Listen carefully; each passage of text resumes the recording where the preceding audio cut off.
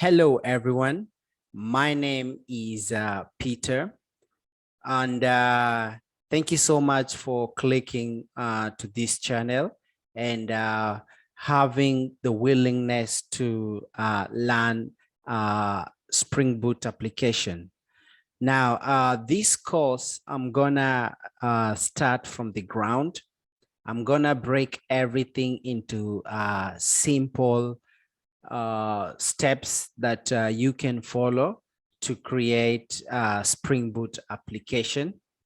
And for this course, what we're gonna do is that we will create a prison system in a way that we have an inmate, and also we have the charges. Okay, so let's get an example. This guy over here is an inmate, and probably he was arrested for stealing.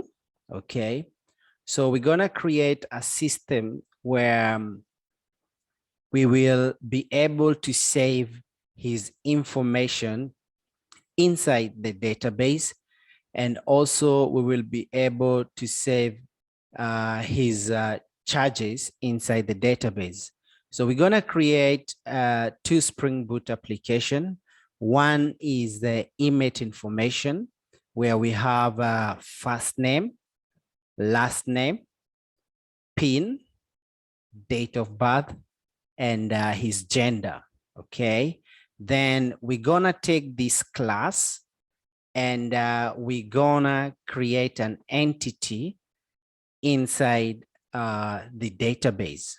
Okay, so we're gonna save this information inside the database.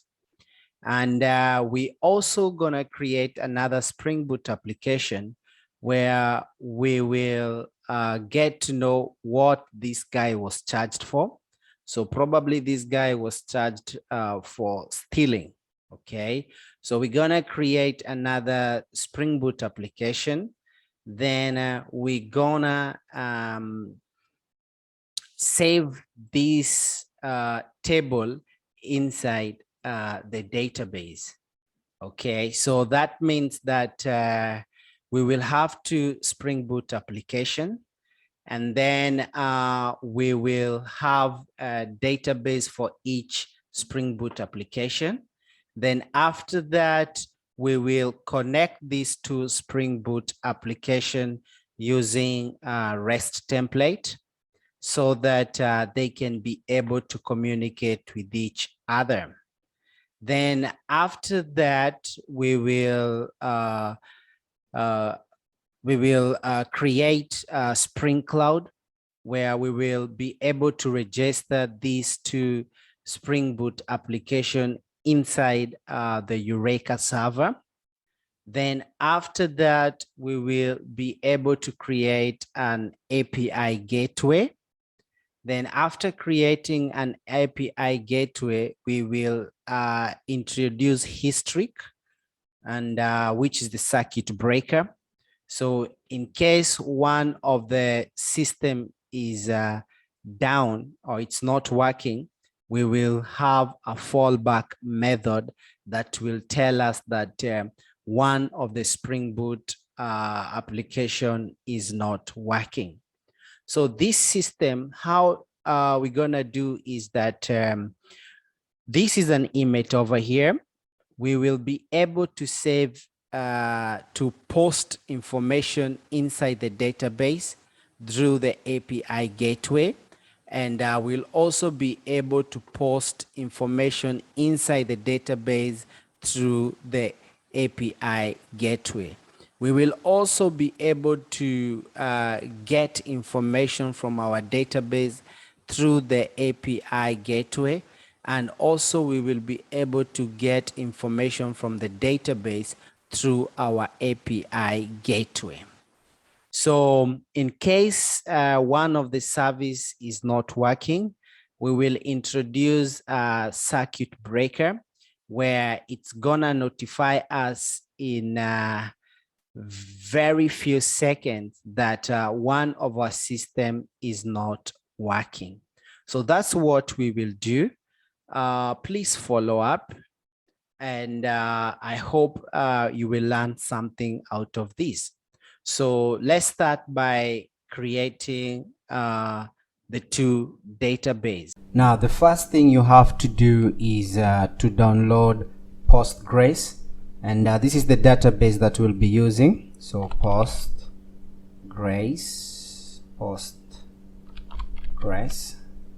So download Postgres. So yeah, this is the website actually, and you can also read here Postgres, also known as Postgres SQL, also known as Postgres. So just click on the download. Yep. So we have different operating system. We have Linux, we have Mac OS, we have Windows, we have BSD, and we have Solaris. So for me, because I'm using Windows, so I'm gonna click on Windows and download it on Windows. So I'm gonna follow the steps and go to download the installer. Download the installer. Over here we have different types of version. Postgres SQL database download.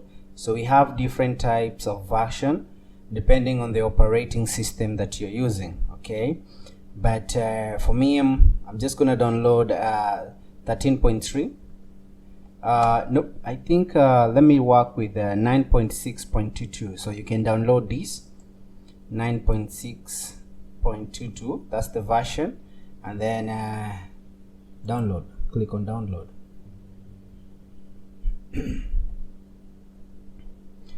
So yeah, so you just download and install it. Give it some few seconds for it to download, and once you're done with the download, you just go straight and do the installation. So this is the download over here. So I'm just gonna open it up, and we can do now the installation from here. So we are first installing Postgres SQL as our first database, and that's what we're gonna be working with. So yes. So click on next. Okay, existing installation. An existing Postgres installation has been found. So I still have an existing installation. I installed Postgres not long ago, but you can click next and do the installation. Okay, please ensure that the PG admin server is shut down before. Okay, so you can do the installation.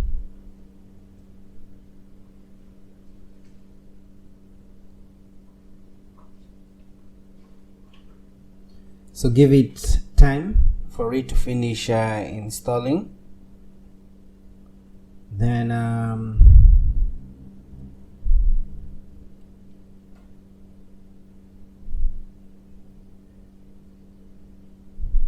starting the database server. Yeah, so this setup takes a little bit of time, but yeah, just be patient for it to finish up the installation. 75%. There we go. So it has finished installing the setup. Then just continue and click on finish.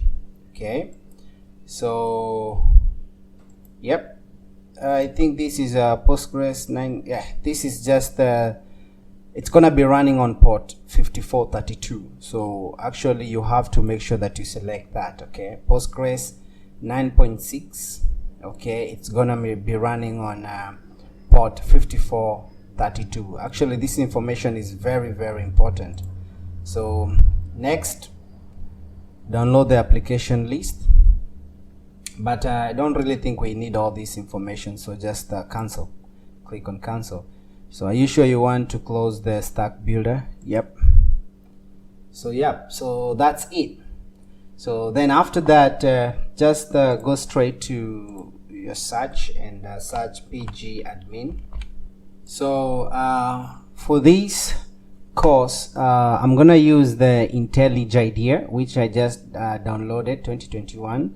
So it's the same thing that I want you to do. Just go straight to Google and type IntelliJ IDEA, so you can download that. So click on the download. This is what we're gonna be using to do all the codings. Okay, so we have Ultimate and we have Community.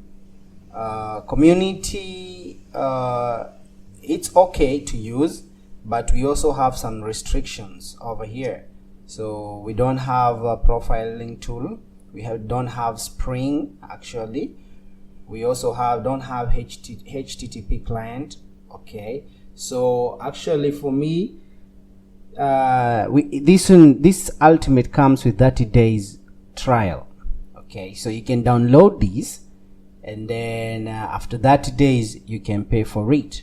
So I prefer using Ultimate because it comes up, it's very actually it has a lot of things for you to use, okay, including the database that we will later on join, database tools. It has database tools, so it's very okay to use this Ultimate more than using this one. So just click on the download.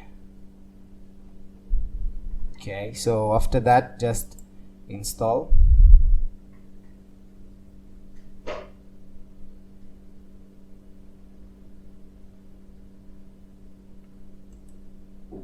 So again, give it time for it to finish up the download. So what you have to do is just continue with the installation. Okay, please wait while the setup is loading. So just do the installation. Okay, do you want to wish to continue? Yes, just do the installation.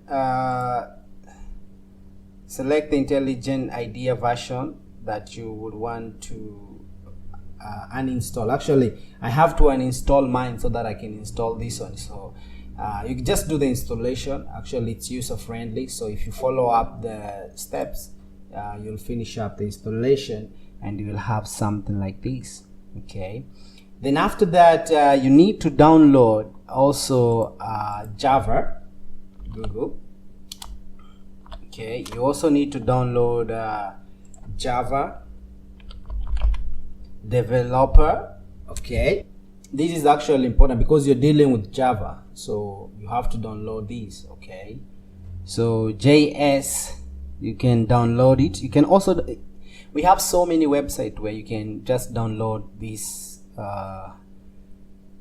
kit, but I think I'm gonna go with the, where is it,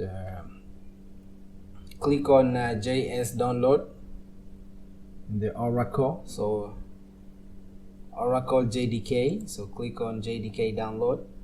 So the version that you really want is, depends on which laptop or which operating system you're using, but for me I'm using Windows 64 installer, so that's what I'm going to install. Click on installation, agree, and then download. So it's going to come down here, and also do the downloading of JDK. Okay, so JDK has already been downloaded. So what you have to do is just go ahead with the installation. Okay, so you can just the software has already been installed on your computer. So I have everything installed. Okay, so there are three things that you need to download. The first one is download IntelliJ IDEA 2021. This is what we will be using for writing our code.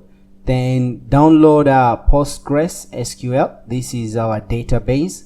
Okay, then after that you just download JDK 16.01. okay, I'm using actually Java version 16. Okay, you can use Java version 11, up to you. Okay, what you feel it's much more better for you. So for me, I'm using the latest JDK, which is JDK 16.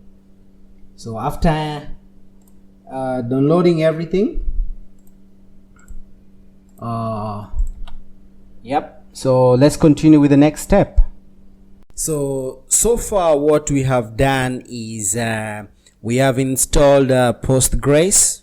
Okay, we have also installed JDK Java version, which was 9.3, and we have also installed IntelliJ IDEA. Okay, so our next step is to connect our not to connect rather, but to create our first database. Okay, and the first database name is Inmate.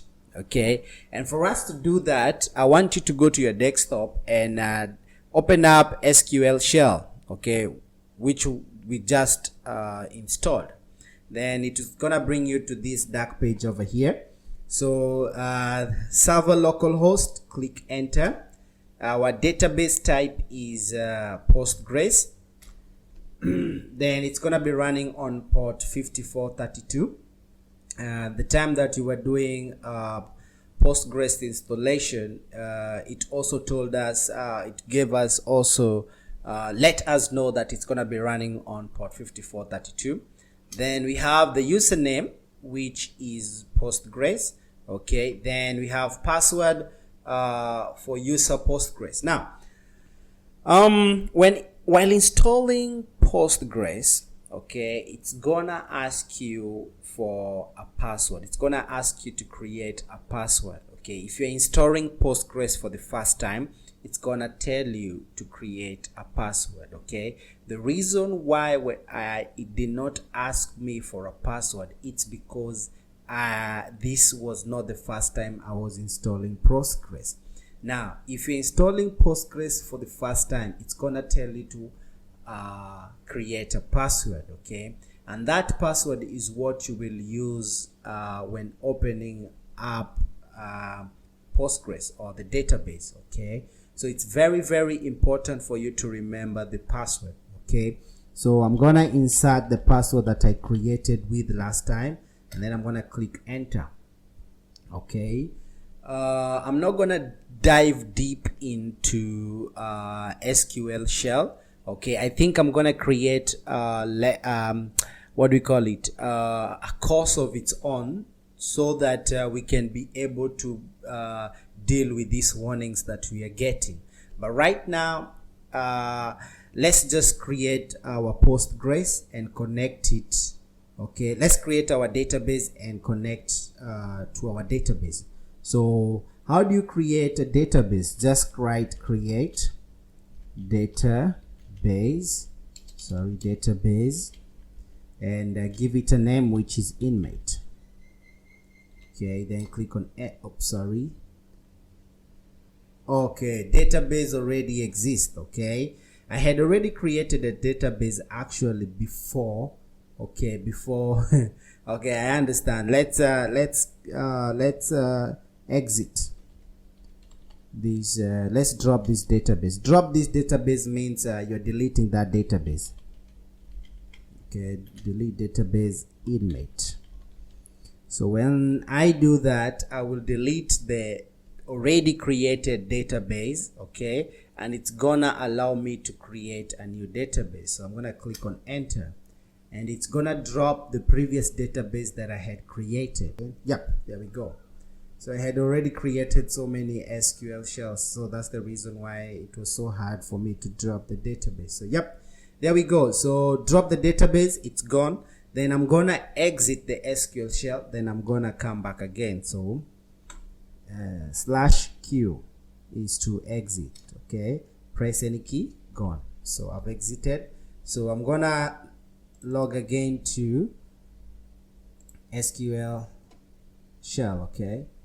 Okay, so click on the database again, port 5432, username Postgres, password for the user is my own password, then click on enter. So I will create now a new database, and I'm gonna call it Inmate. So create database Inmate. There we go. So click on enter. So it's gonna create a new database, okay, called Inmate. So create database, it's already created. So I want to connect to that database, so it's gonna be /c and then the name of the database, which is inmate, then click enter, and then it's gonna say you are now connected to database inmate as user Postgres. Okay, so far this is what we want to do with SQL shell. Okay, then after this we will create a Spring Boot application. Okay, and how do you create a Spring Boot application? Very easy, just click on Google. Okay, I'm just gonna take it step by step. So just type Google, then type Spring Boot initializer. Okay, then the first initializer. So let me reduce I had magnified this thing, so let me reduce it. Okay, it's good like that. Back again to normal. Okay, so the project name is Java. The Spring Boot is 2.5.2. This is the Spring Boot version. And then project metadata, I'm gonna give it a name. Okay, and I'm gonna give it as wizard. Okay, then you can choose any name that you want. Okay, then over here I'm just gonna say inmate. That's the name of the project. Then packaging is gonna be as jar, and then Java, it's gonna be connecting it to Java 16. Then I'll add some dependencies over here, and the first dependency that I'm gonna add is Spring Web. Okay, Spring Web includes build webs. Okay, it builds web because this is a web application we're creating, so it builds web, include RESTful application using Spring MVC. Okay, and we will see how MVC really works, and it's gonna run on Tomcat. So add that. Then the next one, we can use Lombok actually to reduce the boilerplate, but because I want to take you step by step, so there's no need of using Lombok. Okay, so let's go down, and we're gonna use JPA. Oh, sorry, we're gonna use JPA. I'm gonna need it. Spring Data JPA, and Spring Data JPA persists data in SQL. Okay, we're still gonna see how all these things will work out. Okay, so the next thing is just create what we call let's see, Postgres drivers, because we are using Postgres as our database, so that one will be more important too. So 3 dependencies: Spring Web, Spring Data JPA, and Postgres driver. So this one we will generate it so that it can create our Spring Boot app. Then after that we will open it inside our IntelliJ IDEA. So generate, and then we're gonna save it so it will download, and we have it over here. So I will just copy. I have an empty folder on my desktop, and that's where I'm gonna place it. So pep. Okay, I've created a folder called inmate, and that's where I'm gonna post it. Then after that I'm gonna extract this file. Click on OK. So I'm gonna use this folder here. So once we are done with that, I want us to create to open up IntelliJ IDEA. Let's open up IntelliJ IDEA. Okay, I told you to download the ultimate version. Okay, so it's gonna open up. Welcome to IntelliJ IDEA. Okay, so we will import our project inside here. So create a new project to start from scratch, or open existing project from disk or version control. So click on the open, and let's search where we saved our project. So it's gonna be on inmate. Okay, inmate, down here, inmate. So click on OK. So it's gonna import our inmate project inside IntelliJ IDEA. So Maven build script found, so it has already been found. Click import. So we are importing. Give it some time for it to import all the files that are needed. So we have some subfolders, as you can see. Okay, we have pox.xml, we have application properties, we have inmate application. So we have successfully created our first Spring Boot application. Okay, we still have some errors here, and this came when we are just trying to load the Spring Boot application inside IntelliJ IDEA. So save mode, limited functionality. Trust this project to access full IDE functionality. Yes, trust this project. So just give it some time. Oh, inmate. I just yep, there we go. Everything is in. So over here, spelling mistake, I'm gonna fix it. I'm gonna fix this later on. Okay, I'm gonna fix this later on. But yep, so there we have our first project inside IntelliJ IDEA. Okay, now we want to connect our database so that it can be very easy for us to open our database inside IntelliJ IDEA. So how do you do that? So over here we have database. Click on database, click on the plus sign, then data source, and go straight to Postgres. Okay, so we have data source and driver. So the name is Postgres at localhost, then the localhost. Okay, so authentication, it's gonna be user and password. Okay, then let's put our user, which is Postgres. Then let's put our password, which is so that's my password. And then the database name is inmate. That's the database that we created. So localhost running at port 5432, and our project name is inmate. Let's test and see if it has connected. There we go. We have been able to succeed connecting to our database. So click on apply and OK. So our database is loading, and it's very easy for us now to access it over here. So we have it over there. Okay, we also created 3 dependencies. If you click on pom.xml, you will find that we have the name, which is inmate. I'm gonna change this. Then we have our version is Java version, it's 16. Then we have Spring Boot data JPA as our first dependency. Then we have Spring Boot starter web. Okay, it's over here. Then we have Postgres, which is our database. Okay, so let's fix this issue over here, and I think it's just a syntax error.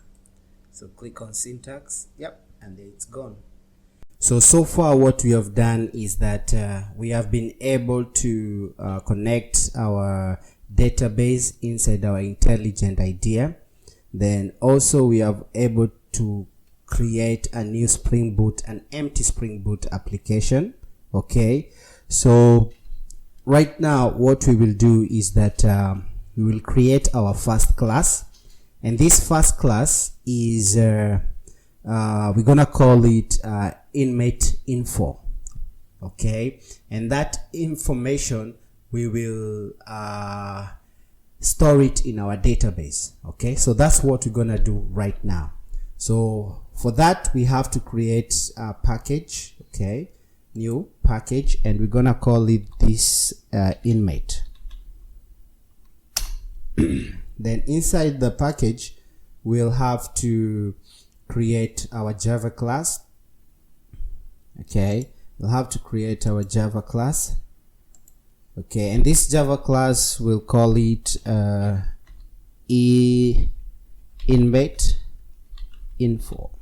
Okay, so that's inmate information, and we'll create it. Okay, so inside here, so we're gonna give we're gonna take some properties, and this is gonna be long. and it's gonna be inmate ID. Okay, so that's number one. Number two, we're gonna do a string, and we're gonna get his name, so Control D, and also we're gonna get his date of birth.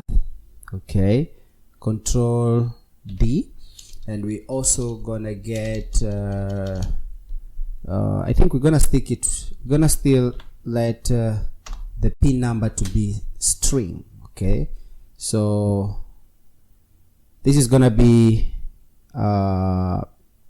pin number.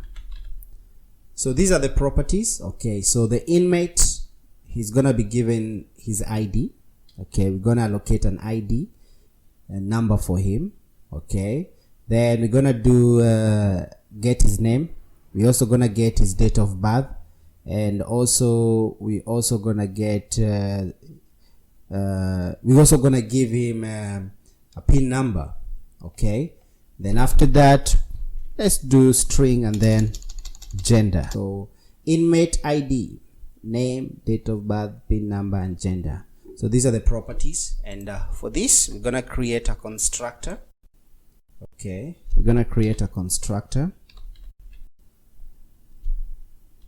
Okay, so we're gonna create a constructor. One, select all these properties and create a constructor, and that's the constructor. Then after that, let's create an empty constructor too. Let's do an empty constructor. Okay, so select empty constructor. Then inside here, let's do getters and setters. Getters and setters too. 1, 2, 3, 4. Getters and setters. Then after that, down here, let's do a toString. A toString. toString. Okay, sorry for that. It's gonna be a toString down here.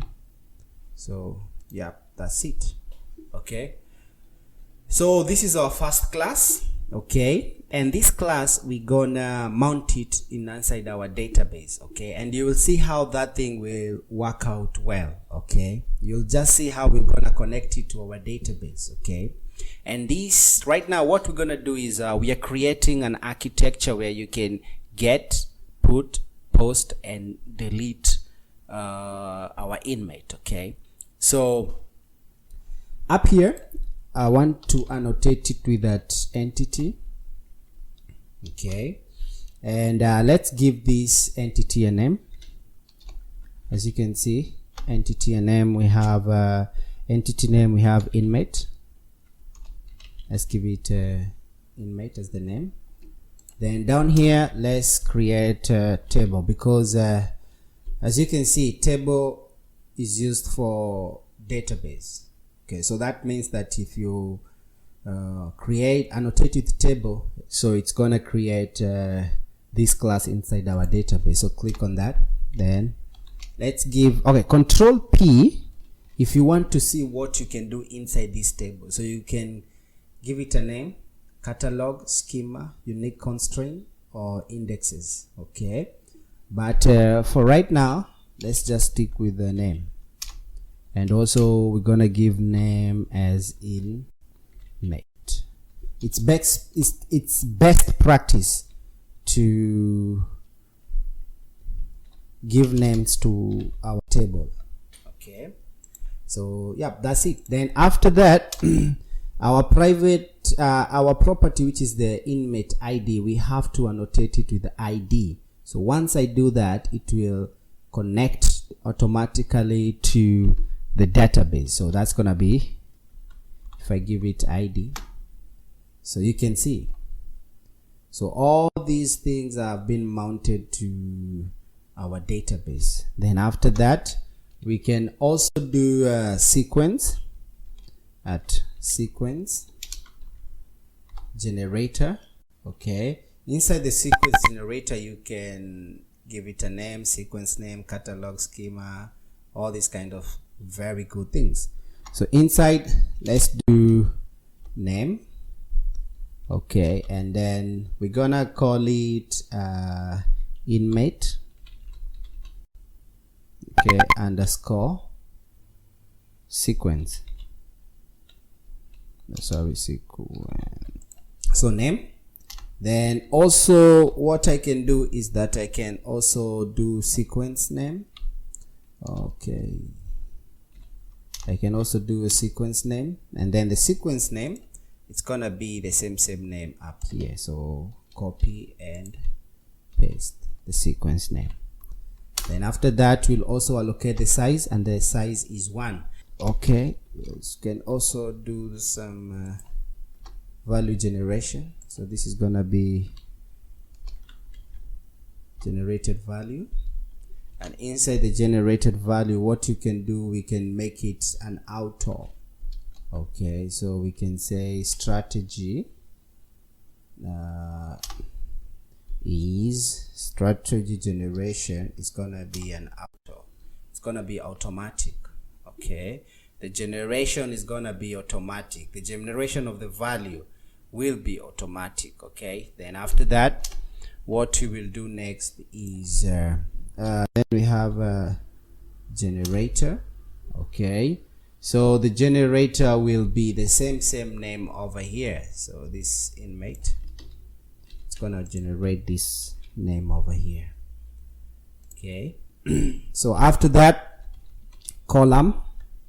Let me give you or let me explain this point out. Okay, when you're creating a database, you always store information in tables. Okay, and tables, we always have columns and rows. Okay, so in our column, we want to specify what is inside our column. Okay, and that will be name, and the name will be inmate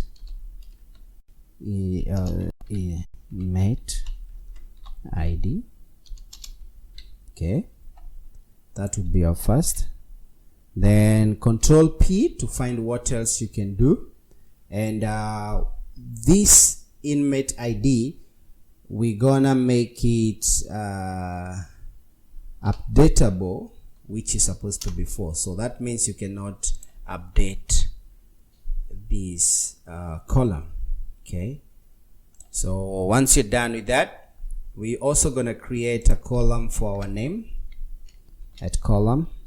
Okay, so inmate name, date of birth, PIN number, gender, all this will appear on our database, and you will see how that will work out. So this is name, and then name will be name, so that will be the inmate name.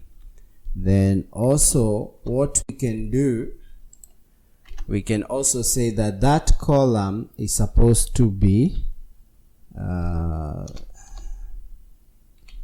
nullable. So nullable is false. That means that that column is supposed to have some information. So Control C. Then you can copy paste because it's the same thing, and over here we will change to DOB, date of birth. Okay, so this is gonna be DOB, D.O.B, date of birth, and it's nullable too. Same thing as PIN number. Control C, copy that column, V, and inside here we're gonna change just the name to PIN number. Okay, that's the PIN number, and then that PIN number is not nullable. Okay, it's supposed, the nullable is supposed to be 4, so at least it has to have some information inside there. Then Control C, and also gender. Oops, sorry. Control C down here, gender 2. So this is gonna be gender. Okay, and also the gender is supposed to be not nullable. So over here, once on this table too, we can make this pin to be very unique. We can make it unique, okay? Because pin numbers are supposed to be unique. So imagine in a situation where we have so many prisoners and some prisoners have the same pin number. So you see, it's gonna bring some problems, okay? So what you have to do is that you have to make sure that this pin is a unique pin. How do you do that? Inside our table, when you click Control P, we have the unique constraint, okay? So what we will do is that we will just write unique constraint. What we will do inside here is that we will create some brackets. So, and then we will do at unique constraint. Okay. So inside this unique constraint, if you click on Control P, you'll have the string name and then the column name. So we have to give this unique constraint a name, and also we have to give it a column name, same column name that we are using. We'll use it down here, but we also have now to change the name. Instead of using the column name, we can give it a new name. I hope you understand, okay? So the column name is what we have down here, okay, which is the pin number. And now because this is unique constraint, we have to give it a new name, okay? And this one will be, let's give it as inmate. Let's say inmate underscore. You can give it any name you want, okay? So underscore pin number, okay, and then underscore, and then let's make this number unique, just like that, okay? Then after that, Control P, we have a column name. Just write column name, and now this column name is supposed to be now then pin number down here. So what you have to do is just come here, copy paste this info, Control C, and then Control V. There we have it. Then change this to name. It's supposed to be name, just like that, okay? So that means that this pin is gonna be a unique one, okay? Let me explain what we have done. So we want this pin to be a unique pin, okay? We want to give our inmate a unique pin. So what you do is inside the table, if you click Control P, okay, Control P, you find that you can give a name to your table, which we have done. We can do catalog, we can do schema, and also we can do unique constraints. So what you do is just write unique constraint, then into brackets annotate it with unique constraint, give it now the name that you want, and then point out where the the property that you want to change. Okay, so this is the new name, and point out the property that you want to change. Okay, so that means once you do that, the pin will be unique. So that means that you can't give the same number to two inmates. Okay, it's supposed to be different. Okay, so once you do that, if I run this right now, I'm gonna get an error, and I'm gonna get an error because I haven't specified the URL. Okay, and that's what I want us to do next. So to specify the URL, you need to come down here to application property. Okay, and that's this part here is where you will specify the these over here. So I'm gonna copy these properties over here, and I'm gonna explain everything that is here. So our application is running on port 8080. You can change this port according to probably what you want your application to run on. You can change it to 8081, 8082, up to you. So the Spring data source password, you remember the password that we created. Okay, this was the password that I created. Okay, then after that we have the Spring data source URL. The Spring data source URL, this means that where your data is inside your database. Okay, when you click over here, let's enlarge this. Okay, so if you come down here, Postgres, we have this URL down here. Okay, so this is the URL to connect to the database. As we saw that our database is running on port 5432, and over here we have to change this now to the name of our database that we created, which is Inmate. Okay, then after that, username is Postgres. Actually, what we're giving out some information about the database.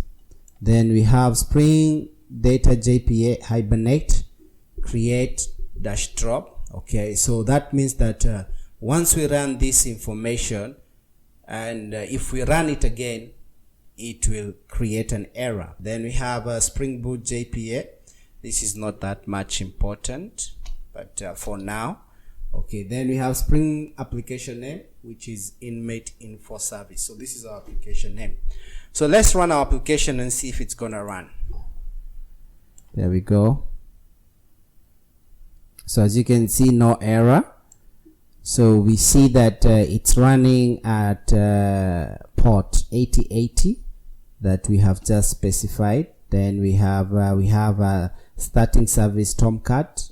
Okay, we see that it's running well, no error. We have hierarchy has been started and also completed successfully. Okay, so if we load our database, we will find that inmate has been created. We have inmate ID, we have date of birth, we have gender. Okay, we also have name. Okay, we also have text number, PIN number. Okay, we also have inmate key. Okay, this was the primary key has been created. You see, things are working out well, and also PIN number has been set to unique. The PIN number has been set to unique. Okay, so things are good, you know. And over here, just a minute, let's be, because we need to be able to be in control of our columns. Okay, we don't want this varchar 255, varchar 255, all this. We need to be in control of our columns. Okay, so let's go back to our inmate info. Then up here, down here, let's say our name is supposed to be down here. Just a minute. Okay, let's just give another property inside our column, and we were gonna say that column definition is supposed to be text. Okay, also here we have column definition. Column definition is supposed to be text too. Okay, so we are trying to be in control of our columns. Okay, then we have over here, it's still string. Okay, so column definition, it's gonna be text. Text.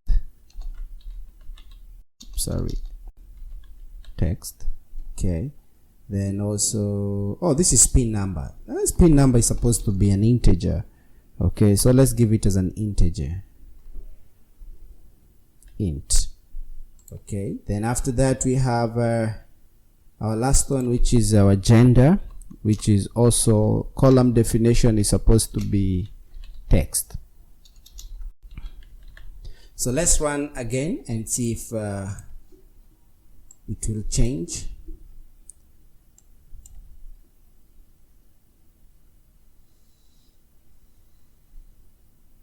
So yep, that's good.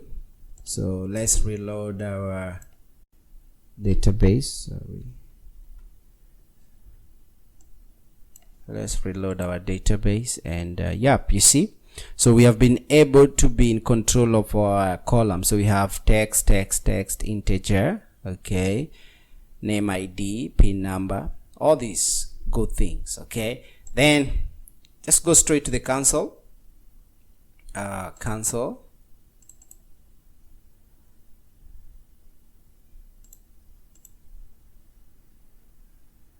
Just go straight to the console, query console, and also just say select.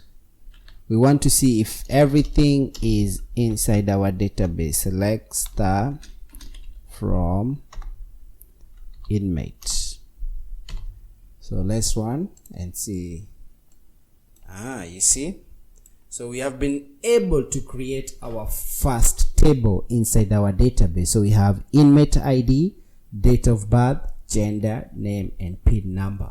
Okay, so we can also change it to transpose, where you can, you see, so let's say the first inmate, okay, comes to prison. So he will be given a inmate ID. We'll have his date of birth, we'll have his gender, we'll have his name, and we'll have his PIN number. Okay, and his PIN number is a unique PIN. Okay, so yep, and then inside our shell over here, so let's try and see if we will see the same table inside our shell. So this is gonna be Thailand ban /c inmate, then call connect. So you're now connected. So this is gonna be select star from, select star from inmate. So let's see if we run it. Good, it has also created the table inmate, date of birth, gender, name, and PIN number. Okay, so yep, that's it for right now. Meet me on my next video.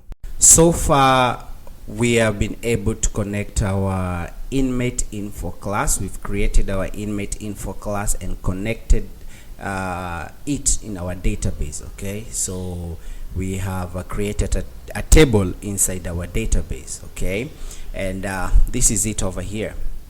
So if I click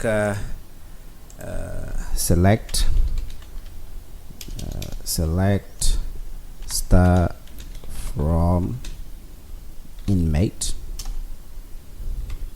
and then run, so this is what we have been able to do. This is inside our database. Okay, we have created this table inside our database. Okay, now this table is empty.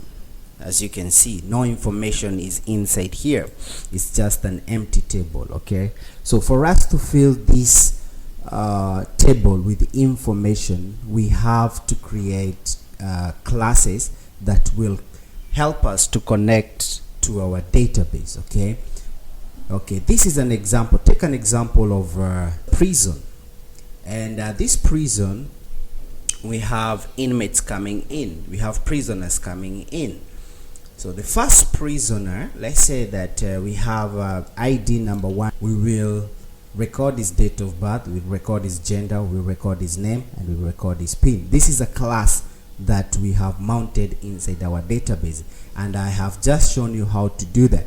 So for us to retrieve this information, or for us to put this information inside our database, we will create what we call a Springbooked architecture. Okay, and this Springbooked architecture, we can get information from our database. We can post information, we can delete, and also we can put. Put means that we can do some few changes inside our database. Okay, but for this we're gonna do put and get. Okay, so we're gonna save our information and get it. So for us to do that, we have to create what we call classes.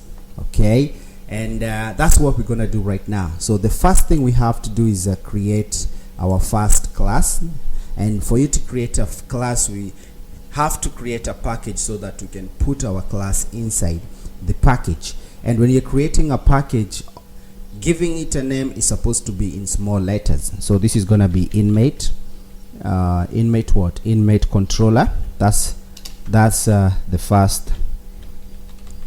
That's our first package. Okay, then we're gonna create the second. Okay, inside this package, let's create a Java class and call this inmate. Let's call this inmate controller. Okay, so that's our first class. Then again we have to create another class. Let's call this okay, this package, let's call it inmate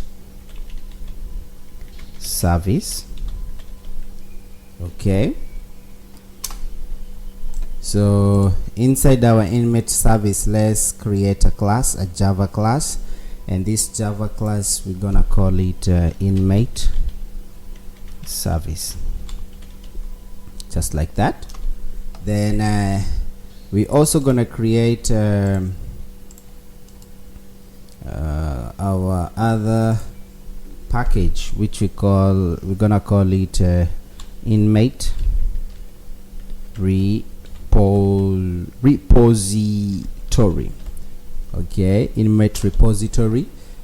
And also in here we will create when you're creating a repository, you create an interface, not a class. So this is gonna be inmate repository.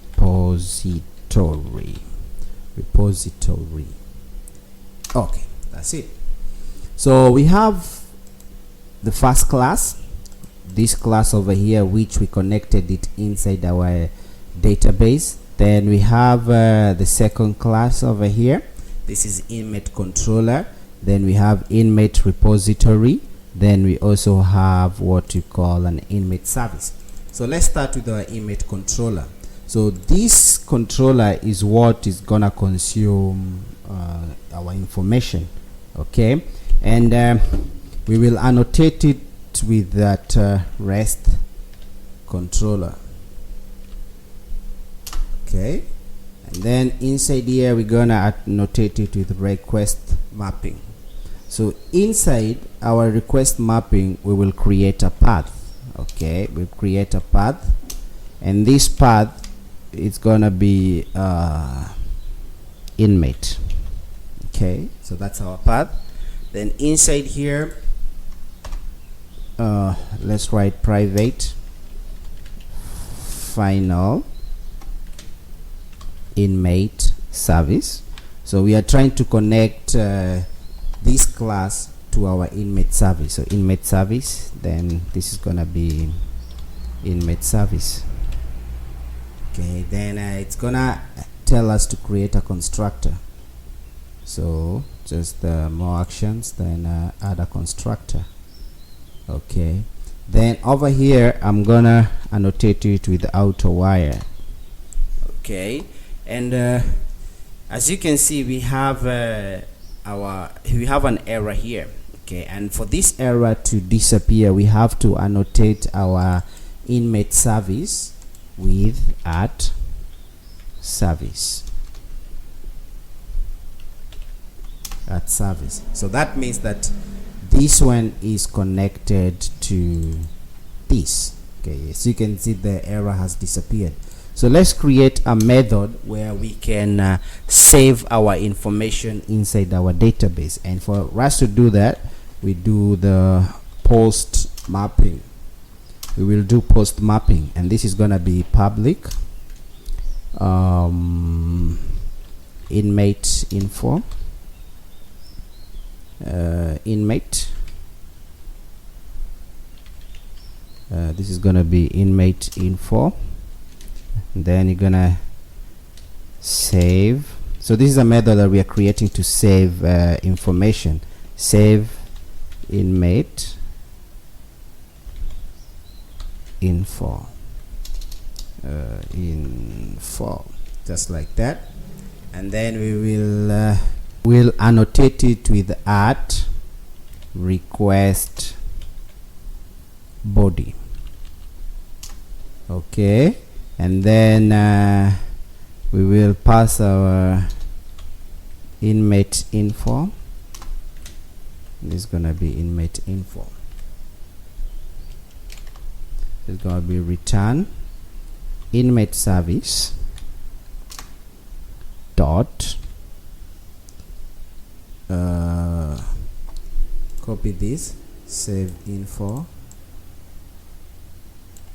Control-C and post it over here.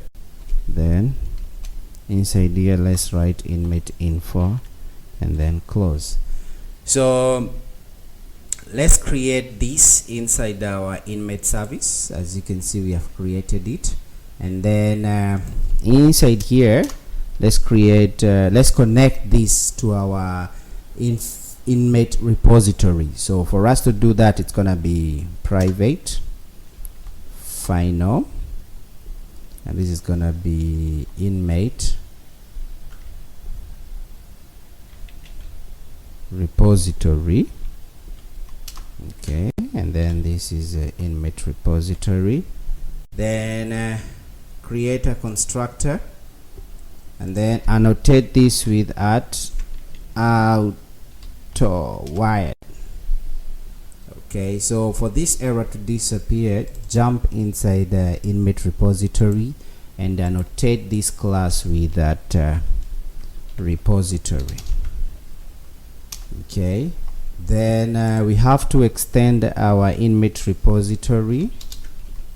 Okay, since it's an interface, so we can extend it to JPA repository, and inside let's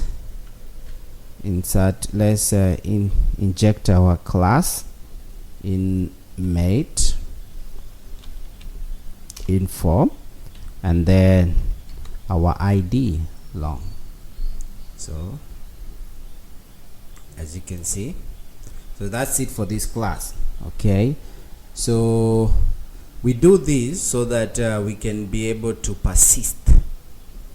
Okay, we can be able to save inside our database. Okay, JPA repository. Okay, we are persisting the information inside our database. Then back to our inmate service. Then inside here let's write return inmate repository dot we want to save. Okay, so you save all you want to save. So what are we saving? You can even say inmate repository dot save. Okay, because we are saving, so it save inmate info. So that's what we are saving. Okay, so yeah, let me repeat this very quick. Inmate controller, you annotate our inmate controller with @rest request @rest controller. Then you create a path. Okay, and that path is gonna be /inmate. Okay, then after that you create a method. We create a constructor where you will connect it to our inmate service. Then you auto wire the constructor, then create a method where you will use this information. Okay, this is a method to help us post information inside our database. Okay, then after that create a save info method inside our inmate service, and that's what we have done over here.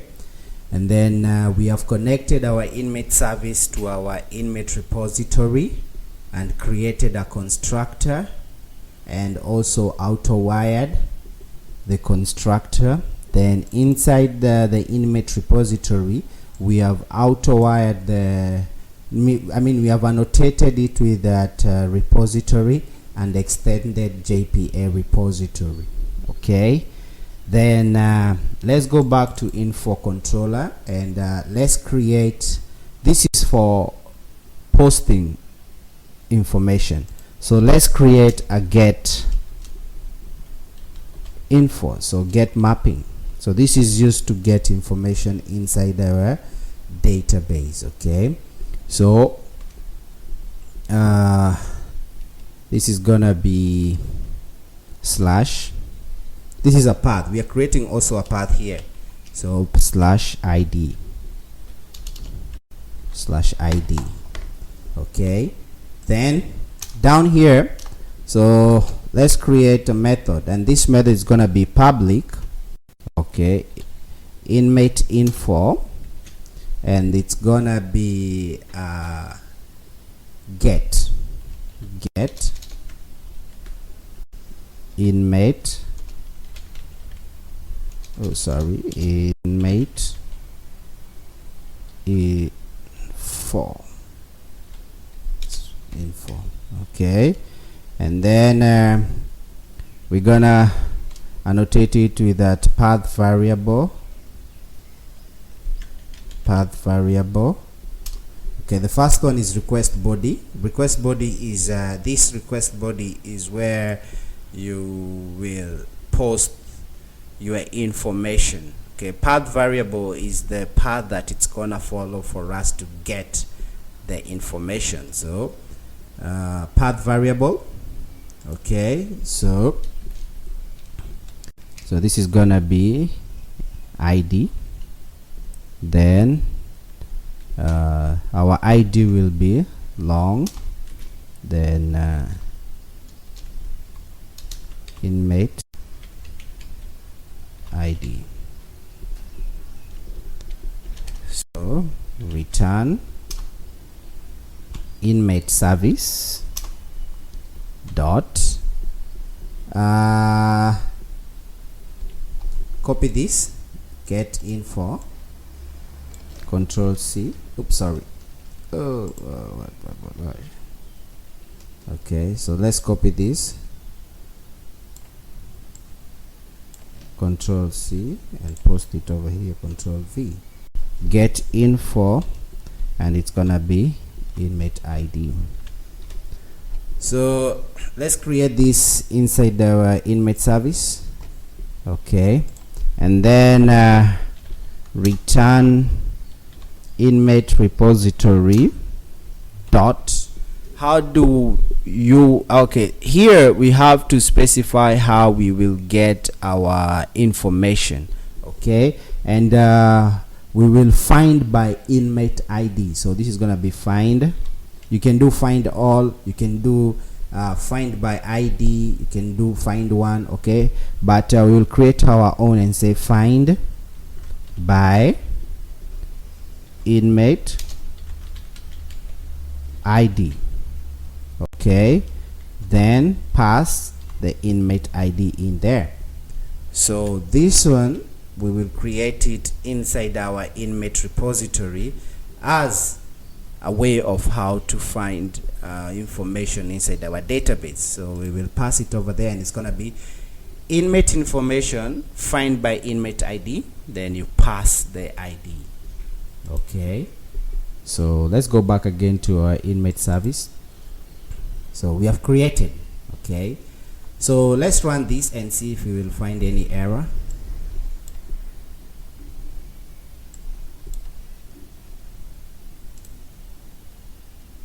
So everything is working out fine. Okay, we have started our hickory, and we have completed it. We are running it on port 88, starting Tomcat.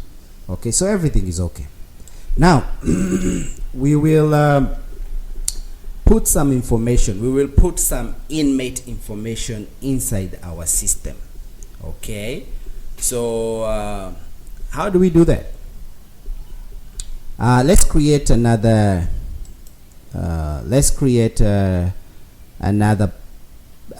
class, and this class, let's call it let's create a package, and let's create this class and call it inmate config.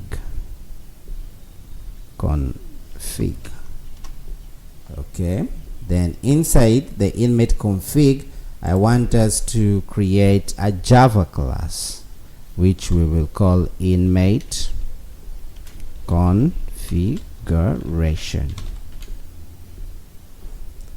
So there we go. Annotate this with @configuration. Then inside here, let's say command line runner. There we have a command line runner.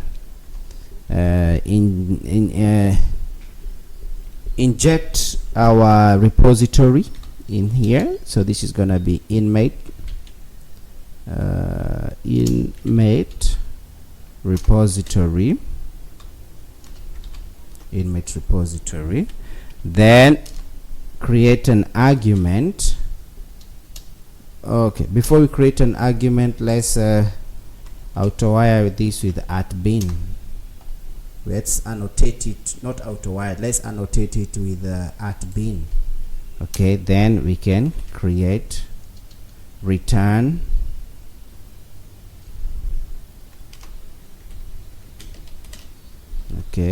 an argument. You return an argument, and then in here, when you're working with Java, you also need to work with objects. Okay, so we are creating objects here. Okay, so this is gonna be, because this object is what we will save inside our database. So we have inmate repository, now inmate info, and then our first prisoner, let's call him Mike. This is our first prisoner, let's call him Mike. Okay, is equals to new inmate info. Then control P, see what we can pass. We can pass string name, date of birth, PIN number. This information just exactly the way it is inside our database. So this is gonna be string name, let's call him Mike. Then date of birth, let's say he was born in 29th May 1981. Okay, then PIN number, let's give him as that is his PIN number. Then string gender. Okay, and then the gender is supposed to be male. He's a male. Okay, so that's our first information. Second one, let's call this guy Peter. Sorry, so let's call this guy Peter. So Peter, name is Peter. Okay, born on 29th June. Okay, and he went to prison the following year, and he was given that as a PIN number, and he's a male. So we want to save this information. Okay, we want to save this information inside the database. Okay, so for us to save this information inside the database, what we have to do is that we have to say inmate repository dot save all. Okay, and then we have to pass what we call a list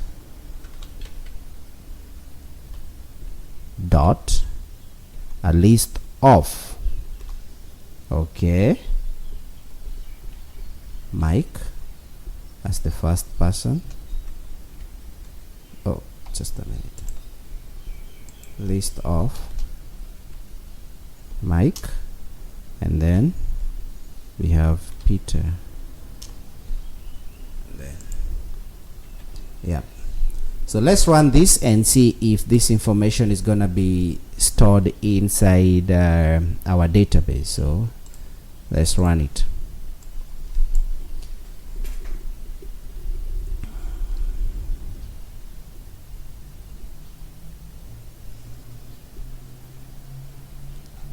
So yep, everything is working well.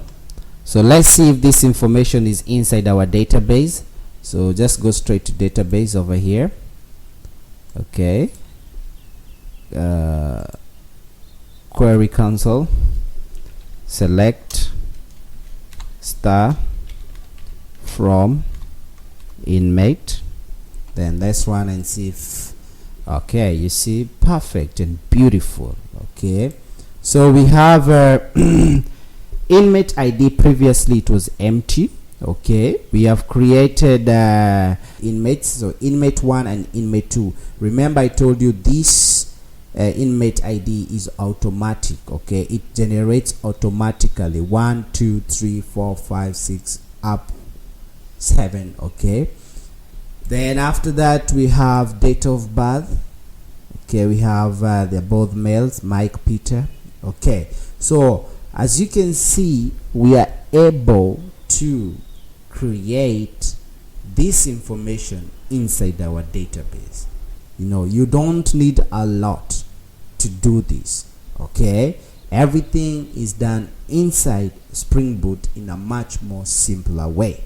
Okay, let's try and test if post and get are working. Okay, so for us to do that, we're gonna use Postman. Okay, and download Postman and install it inside your in your computers, and we will use this to test and see if our system is working. So post as you can see it over here, post. So we will post the information and see if we will save it inside our database. So that's what we're gonna do. So post. So this is our HTTP. For us to be able to post information, we have to write inmate, because we also mentioned it inside our path. Okay, so for us to do that, just go straight to body and create a JSON. Okay, and let's put some information here. So name is Peter. Oh, let's say name is I'm trying to look for a name, John. Okay, now this John, let's see, this is John. Okay, then what's next? Let me see what's next. I'm not really quite sure what's next. Date of birth. So we have DOB. Okay, and oops, sorry. So our DOB is he was born on 27th May 1985. Okay, then let's pass I think his PIN number,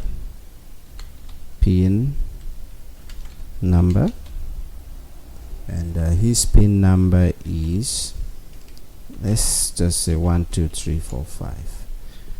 Okay, then after that, gender. Okay, and the gender is male.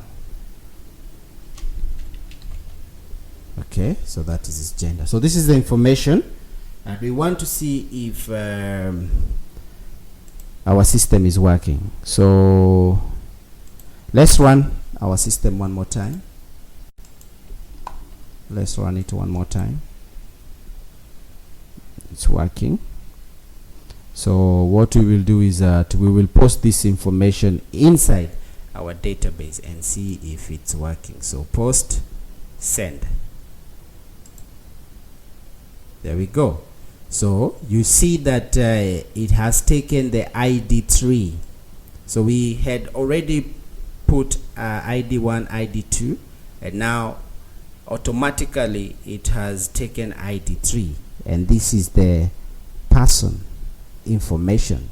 So let's go back again to our database and see if that information has registered itself. So query. So this is gonna be select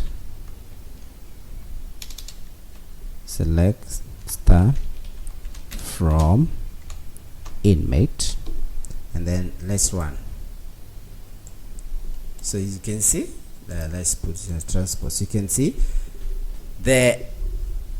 we are able now to add more information, okay, automatically. So that means our post method is working. So we have 1, 2, and we have been able to add another inmate. Okay, so yeah, that's beautiful. That's nice. Okay, so let's try and see if we can use the get method to get this information. Okay, and then click on get, and then we want to get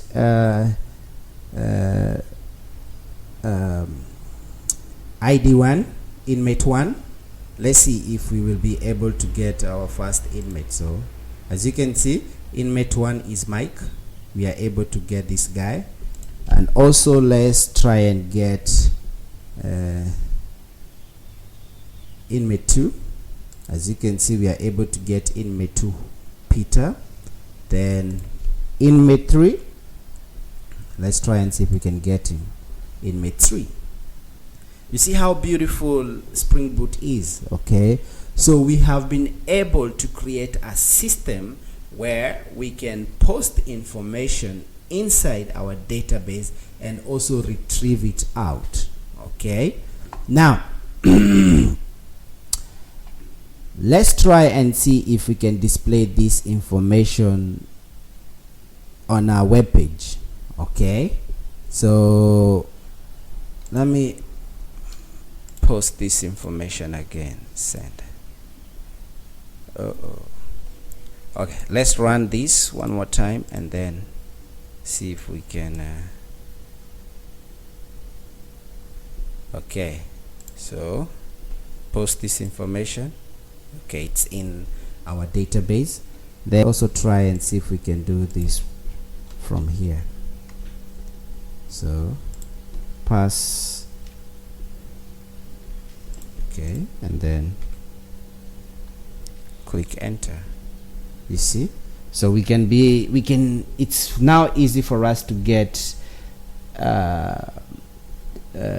inmate 1, inmate ID 1, name Peter, and this is his information. So let's try and see if we can get 2. So as you can see, we can still get that, and also let's see if we can get inmate 3. Okay, so how beautiful is that, man? This is nice. This is very, very nice. Okay, and we have really done a lot. Okay, then let's see if we have created the table inside our shell with information. So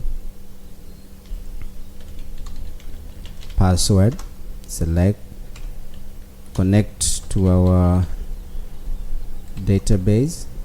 You are now connected, so select star from inmate. So step, and you see we have 1, 2, 3. You can see we have 3 information inside our database. So yep, guys, That's it for now. The next step, we will try and see if we can create our second Spring Boot application. So our second Spring Boot application will be the charges. Okay, so this is an inmate. What is he or she charged for? Okay, so that's what we're gonna do next, but we'll start by creating our database. So let's put in the password, then let's create the database. Create, okay, create database, and let's call these charges, just like that. Then click on create. It's gonna take a few seconds. Yep, that's it. Then let's connect to our database, and that's gonna be /c charges. Okay, then let's connect to our database. So you are now connected to database charges as a user Postgres. So let's create our Spring Boot application. Let's go straight to Google and create our Spring Boot application, and this is gonna be Spring Initializer. Open it up.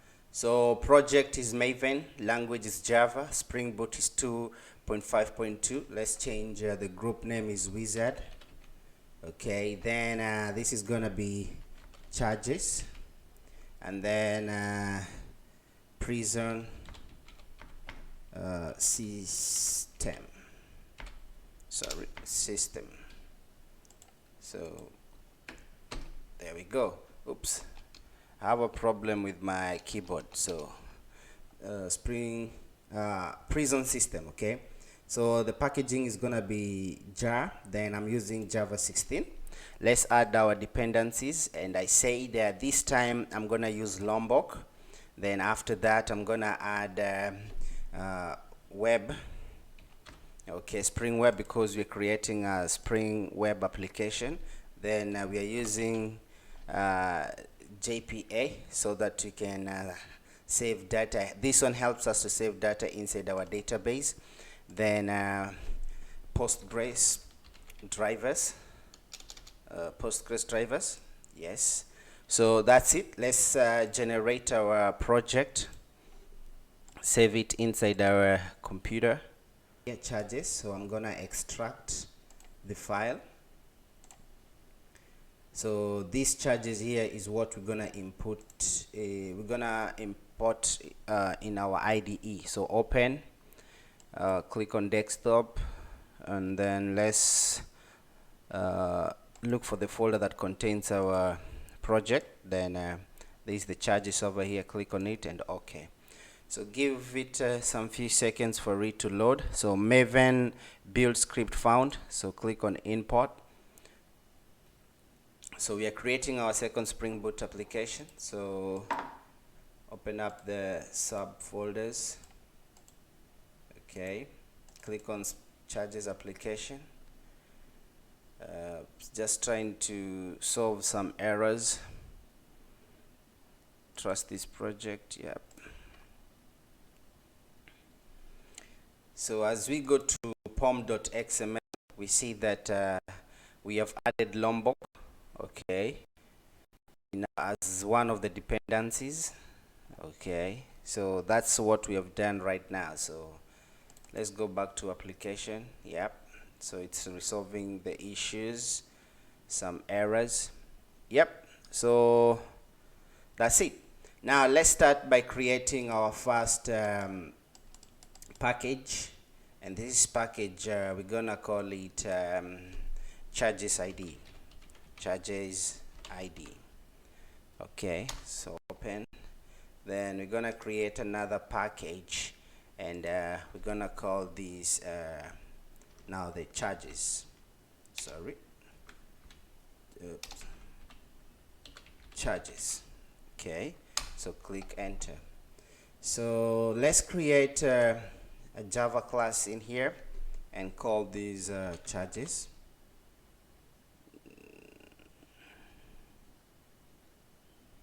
Nope.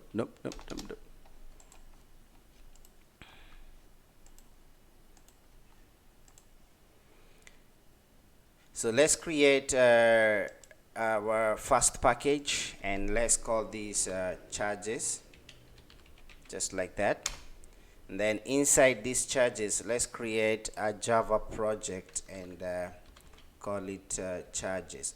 Not a Java project, let's create a class and call it charges. So click enter, then we have our charges over here.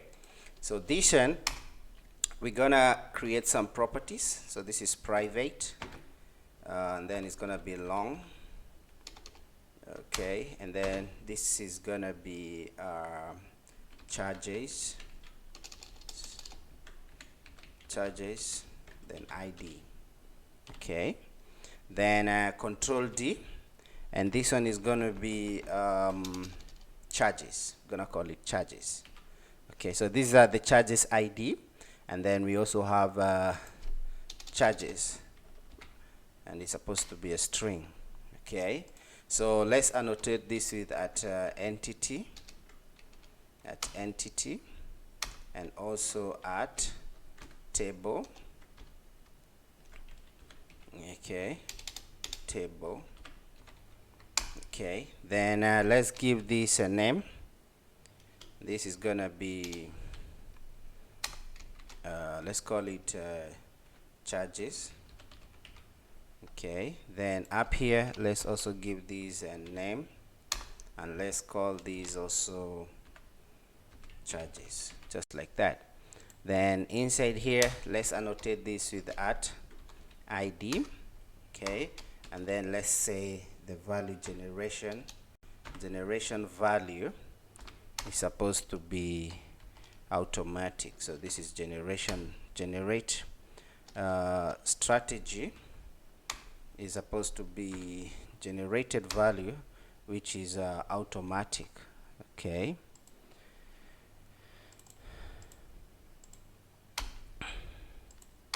so yep, oops, sorry, it's supposed to be like that. Then inside here, let's create a column.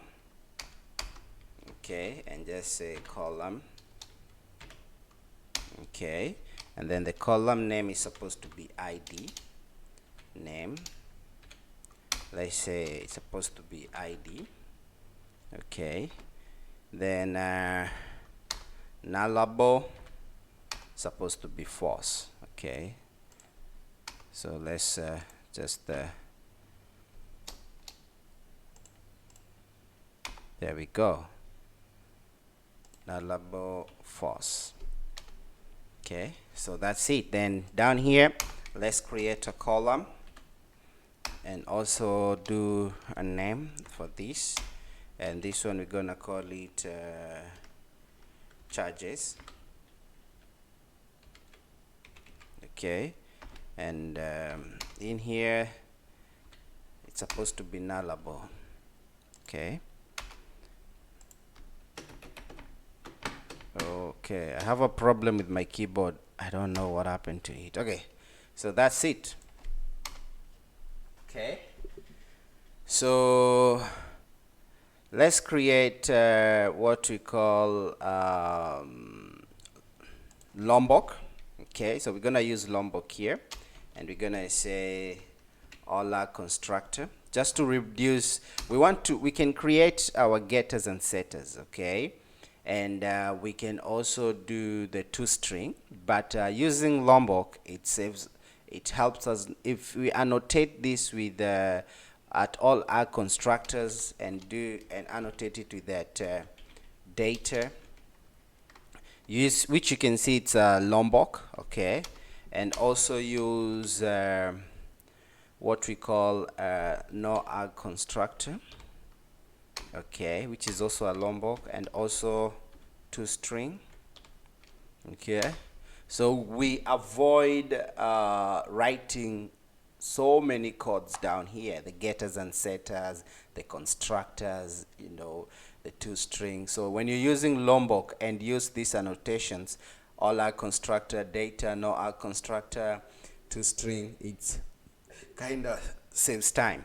Okay, so application property, let's say that this one is running at server port Okay, and let's say 8082. Okay, so that's our server port. Control V, and I'm gonna change the application name to what we call charges.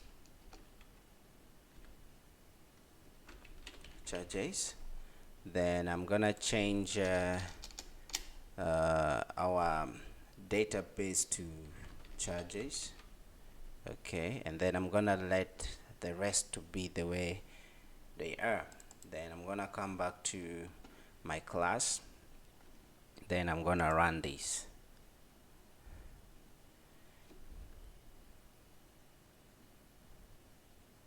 So give it some time.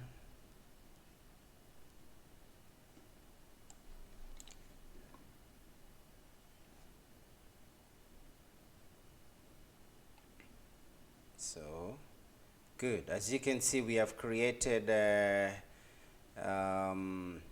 our table. Okay, we have created our table. Okay, and it's running at port 8082. So let's just click here. We did not connect our database with our IDE, so that's what we're gonna do. So Postgres, and then connect our database. So this is gonna be Postgres, then Thailand ban. Okay, then inside here, let's say, is it inmate? Yep. Let's give it as charges. Okay, so the URL has been created. Then let's test and see if it's connecting. So as we see that it's connected to our database, so it's loading files, and as you can see, we have created our first table over here, and this is our table where we have the primary key ID charges. Okay, yeah, so let's click on let's type select step from charges, then let's run this. So as you can see, we have created our first table, okay, inside our database, an empty table. Let's use transpose ID and then the charges. Okay, so let's create an architecture where we can retrieve information from our database using post mapping and also get mapping. So let's do this. So let's create what we call our first, our second class, which is gonna, okay, create first a package, and then we're gonna say these are the charges, controller. Okay, so that's our second package. Then let's create the other package, which is charges, and then let's call this service. Okay, service. Then let's create another package and say this is charges, and then let's say repository.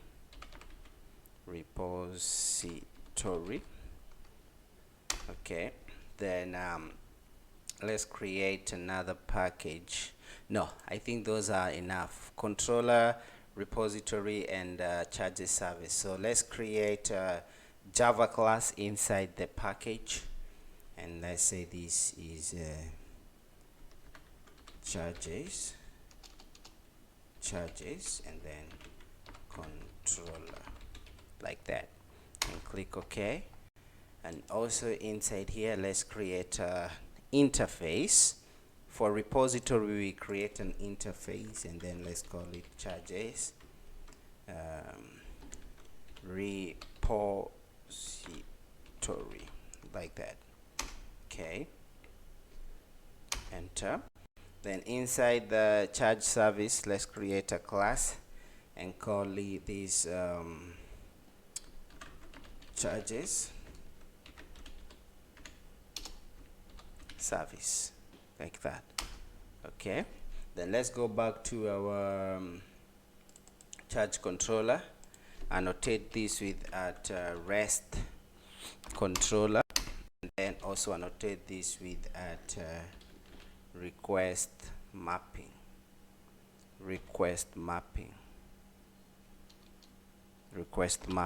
Okay, then after that let's do annotate this with that data, which is a Lombok, to avoid the boilerplates. Okay, then let's connect this controller to our service. So this is gonna be private. Okay, private final, and then we're gonna say this is charges, and then we're gonna say charges service.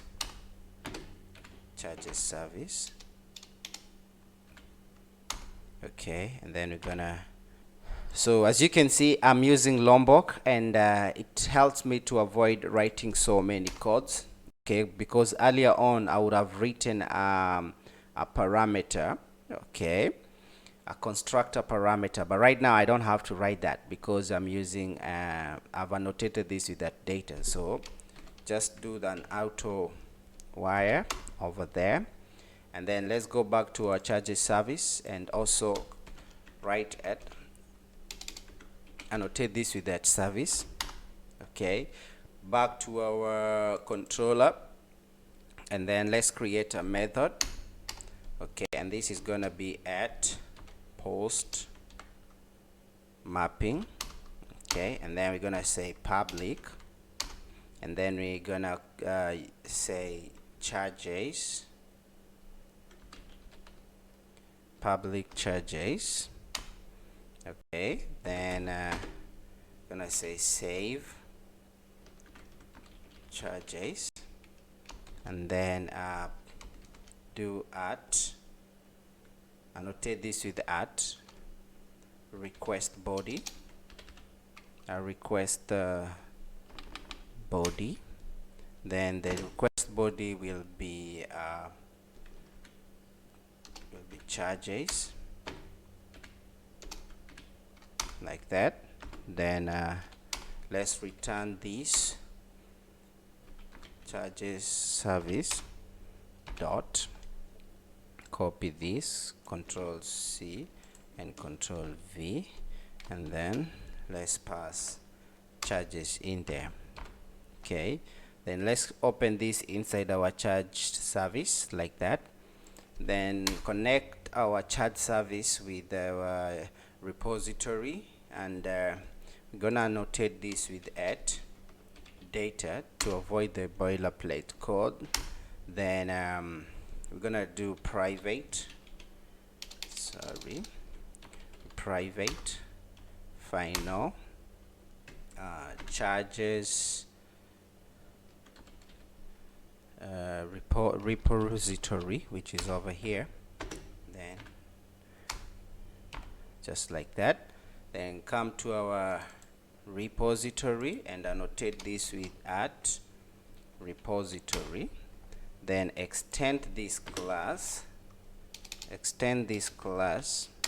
to JPA repository. Then pass charges as our class. Okay, and also our ID, which is long. That's all. Then come back to our service, finish up this method, just say return charges repository, okay, dot save, because we are creating a method where we can save our charges. Then that's all. Now we have created a method where you can save information inside our database. So the next step is to make these two Spring Boot communicate with each other. And for us to do that, what we have to do is we have to create a wrapper class. Okay, then after that we will copy paste our inmate class to our charges class, our inmate class to charges application. Then after that, we will use the REST template, okay, to create a communication between the two microservices, okay? So that's what we're gonna do right now. So first step, let's create a package, class new, this package over here, and we're gonna call this connection, just like that. Then inside this, we're gonna create a Java class, okay, and we're gonna say a response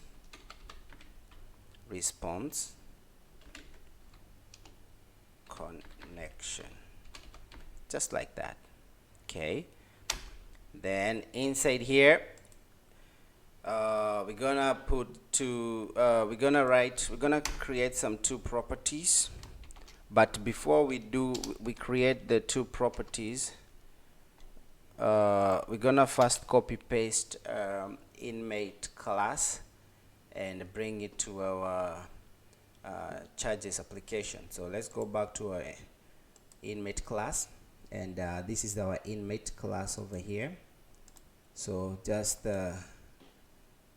right click and copy, then back to our charges, and inside this package that you have created, I want you to click on paste, okay, and click OK.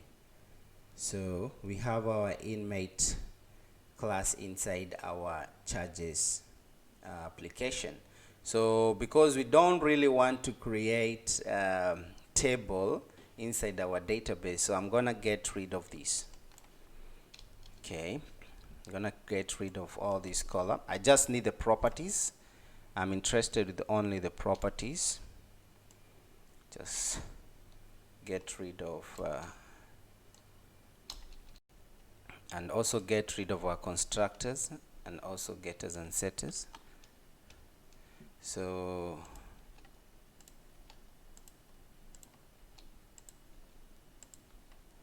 I'm just interested with okay, with our properties. Then inside here, I'm gonna do at data to avoid boilerplates, and I'm gonna do also at no arg constructor. Then I'm gonna annotate this with that all arg constructor, and I'm gonna do a toString. Okay. Then after that, I will come back to our response class, and I'm gonna say private inmate. So this is a wrapper class, inmate. Then I'm gonna pass my inmate in there. Then I'm gonna do also private, and I'm gonna say charges, okay, and I'm also gonna do charges, just like that. Then I'm gonna annotate this with at data at all args constructor, and I'm also gonna do at no args constructor, and I'm gonna do also at toString, just like that, okay. Then after that, I'm gonna go back again to my controller, and I'm gonna do a get mapping at get mapping. I'm gonna create a path here, which I'm gonna say this is slash pass ID inside there, just like that. Then after that, I'm gonna say public, and then I'm gonna call this response connection. So public response connection, which is over here. Then you're gonna say get inmate,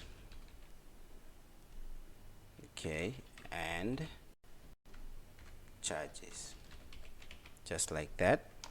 Then I'm gonna do at annotate this with at path variable, okay. Then want to create brackets, then put this ID inside here. So it's gonna be at ID like that. Then I'm gonna do a long. Okay, then I'm gonna do charges ID.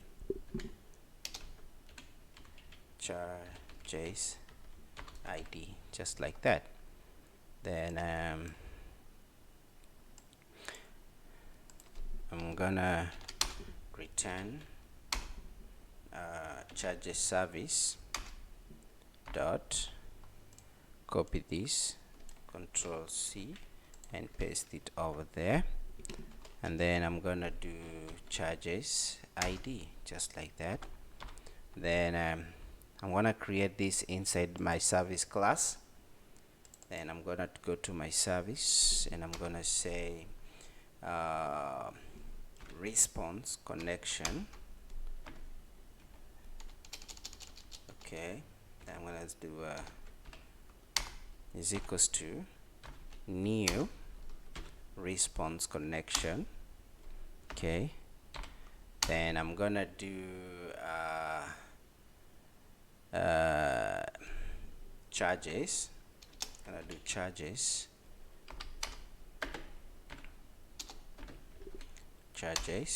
then I'm gonna say is equals to charges repository. Okay, dot how will we get our information from our database using an ID? So we're gonna say find. Okay, find charges, Control C, find charges ID. Okay, let's say just find charges ID. Okay, then I'm gonna pass charges ID inside there, just like that, charges ID. Okay, then I'm gonna create this inside my repository. So I'm gonna use find charges ID to get information through ID. Okay, so coming back again to my charges service, and I'm gonna create a REST template. So creating a REST template, I'm gonna click on charges application, then so I'm gonna say public. Okay, and I'm gonna say REST template, and REST template return. Okay, new REST template, just like that, and I'm gonna annotate this with at bin, just like that. Then I'm gonna call this REST template inside my charges service over here. So I'm gonna do auto wire at, I'm gonna auto wire this. Then after that, I'm also gonna do private final REST template. Then I'm gonna do a REST template. Then I'm also gonna auto wire this at auto wire, just like that. Then down here I'm gonna come and say inmate. Okay, this is an inmate class, is equals to REST template dot, because we want to get. Okay, so you want to get for object. Then over here we will pass the URL. Okay, then after that, this is gonna be from inmate dot class. So let's pass our URL inside here. Okay, so let's copy this. Okay, Control C inside our charges, so Control V. So this is our URL, and we're gonna hit on this so that you can connect to our inmate. Then after that, I'm just gonna do after that I'm just gonna do I'm gonna do a plus sign, and I'm gonna say charges dot get charges ID. Okay, then after that, close here. Then I'm gonna do connection, and I'm gonna say dot set charges to what? To charges. Okay, then control again, I'm gonna do connection dot set inmate to inmate. Then I'm gonna return connection, just like that. Okay, so let's run this application and see if we're gonna get any error. So if I click on run,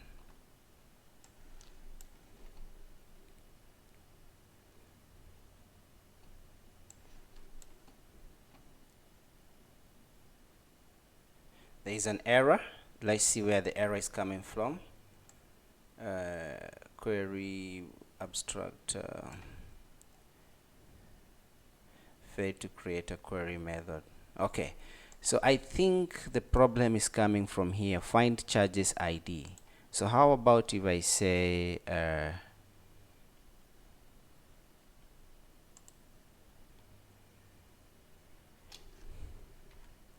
charges ID. Okay, then I'm gonna create this inside charges repository. Then I'll take this out. Okay, then I'm gonna run again.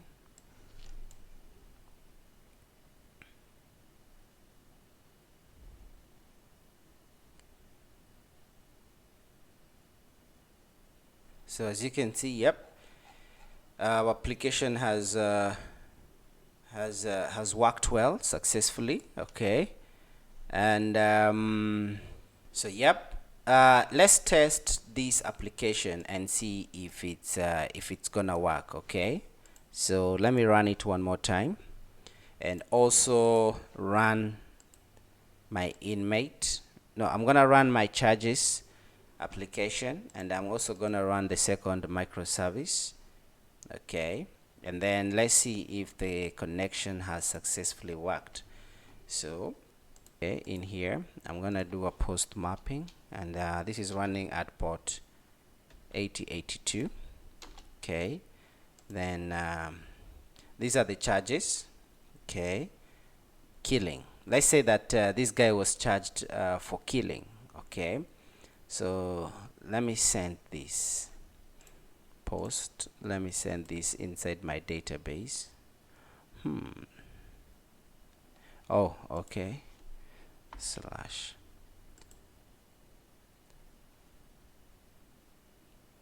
post. Let me go back to my charges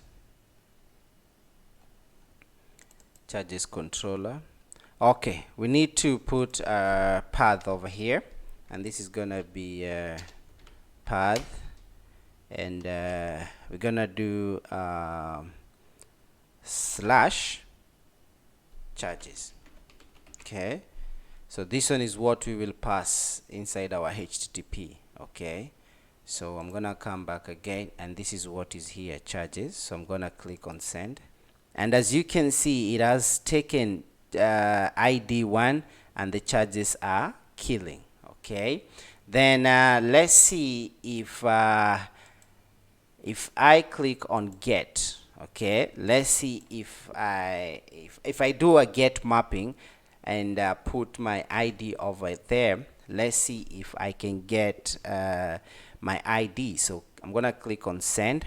Now, as you can see, the two microservices are connecting with each other. I'm able to get inmate information, and the inmate information is that this is Mike, born 13th May 1986. His PIN number is this, male, and this guy was charged with killing. You get the point? So we have connected two microservices together. You understand? And we are able to retrieve information. Okay, so let's have another example and say this guy was charged for stealing. Okay, then I'm gonna pass post, and I'm gonna click on send post. Okay, then I'm gonna click on send.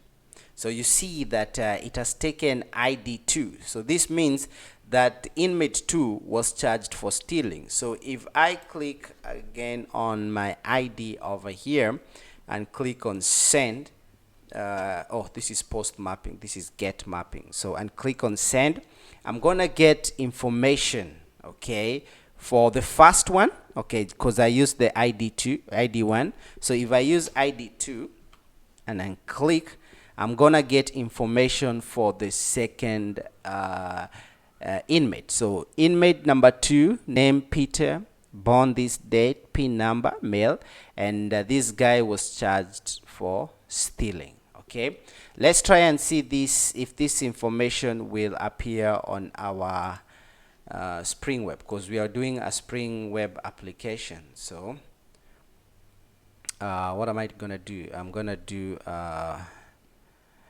gonna come to post mapping, and I'm also gonna copy this URL, Control C. I'm gonna paste it over there, then click enter. So as you can see, inmate 2, okay, Peter, name, date of birth, PIN number, gender, and he was charged for stealing. So if I do inmate 1, okay, and click enter, so that's what I'm gonna do. I'm gonna get information about inmate 1. So two microservices, inmate and charges, are working and they're connecting with each other. So far what we have been able to do is that we have created two Spring Boot application, connected our Spring Boot with our database, and also we have done get and post, and we have seen that the get and post mapping, they are all working well. We have also connected these two Spring Boot applications to form what we call microservices, and we have connected it through the REST template. Okay, now let's jump to Spring Cloud. And Spring Cloud, we're gonna start with what we call a Eureka Server. And Eureka Server is a server where Spring Boot applications can register themselves, okay, and this one helps for an easy discovery when you're dealing with hundreds of microservices. So Eureka Server is a platform where microservices do register themselves, so that you can be able to easily monitor hundred of microservices. Okay, so we're gonna create a Eureka Server, and then we're gonna register these two microservices of ours with Eureka Server. And for us to do that, so I'm gonna click on microservice on Google, then I'm gonna go to Spring Initializer, then I'm gonna create my group name, which is a wizard. Okay, then I'm gonna call this service, okay, underscore registry, service registry. Then I'm gonna say this is a prison system. Okay, then the packaging is jar, and then I'm using Java 16. I'm gonna add the dependency, which is Eureka Server, a folder where I have saved my service registry. I'm gonna extract the file, Then this is what I'm gonna open inside my IDE. So I'm gonna go to File, Open, then go to what we call Desktop. Then I'm gonna look for the folder where just saved the file. So this is the folder.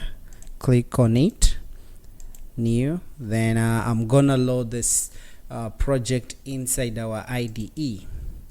So as you can see, this is our IDE subfolders. So build Maven script form. So I'm gonna give it some few seconds for it to install itself inside my IDE.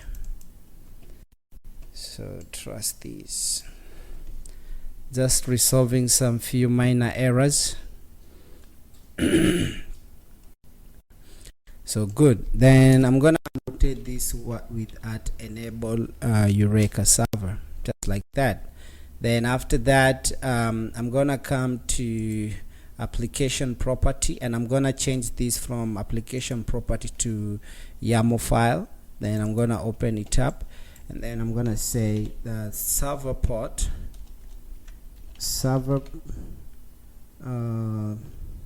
This is gonna be running at server port is gonna be 8761. This is always by default. Then I'm gonna say Eureka client service registry is false, and then fetch registry, which is supposed to be false. The reason why client register with Eureka is false and fetch registry is false is because this is our Eureka server, and we don't want to be in a situation whereby the Eureka server is also registering itself inside Eureka server. So we are just keeping it all false. Then in Spring Boot application, we will turn this from false to true. Okay. Then after that, I'm gonna run my system. Click on run.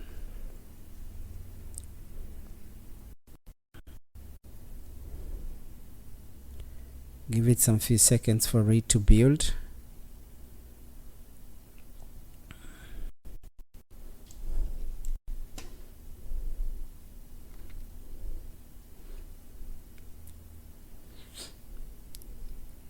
So our Eureka server is up. Then I'm gonna go to port localhost 8761, and as you can see, our Eureka server is up but is empty. We don't have any application that has already has registered itself with Eureka server. So we will go ahead and register our 2 microservices with Eureka server. And for us to do that, we have to annotate, we have to add a dependency called the Eureka Discovery Client. Okay, so and then we have to enable our registry from false to true. Okay, we have to change it from false to true. So that's what we're gonna do. I'm gonna start with my first Spring Boot application, which is the Inmate. Then I'm gonna go straight to pom.xml. I need to add a dependency here called Eureka Discovery. And for me to do that, I'm just gonna show you the easiest way to do that. I'm gonna go to Spring Boot Initializer. Then I'm gonna add Eureka Discovery Client. Then instead of opening it, I'm just gonna click on Explore. Then I'll copy paste this dependency. So I'm gonna start with Spring Cloud version, Control C. Then I'm gonna post it inside here. Okay, so that's the first. Then I'm also gonna add this dependency. Okay, dependency. Then the dependency that I'm gonna add is this one over here, Spring Cloud Starter Netflix Eureka Client. So I'm gonna write it over here, Spring _ Spring dash Cloud. Okay, then it's over here, Starter Eureka Client. Then I'm gonna also import the framework. Okay, so I'm gonna do away with the version. Then after that, I'm gonna come back again to this file. Then I'm gonna add dependency management. I'm gonna copy everything here, Control C. Okay, and then I'm gonna also post it inside here. So I'll just delete this one and also Control V, post it inside there. Then I'm gonna load my Maven. Then I'm gonna drop down to these files and see if I can see my Spring Cloud Eureka client. So as you can see, this is Spring Cloud, and then the Spring Netflix Eureka client is here. So this one has been successfully added. Then after that, let's go to charges and do the same thing. pom.xml. I'm gonna delete this. Then I'm gonna click on Control V to add this dependency. Then after that, I'm also gonna add this dependency over here. Same thing that I've done. Okay, so dependency, then I'm gonna say Spring, yeah, this is over here, Spring Starter Netflix Eureka client. Then I'm gonna add the framework.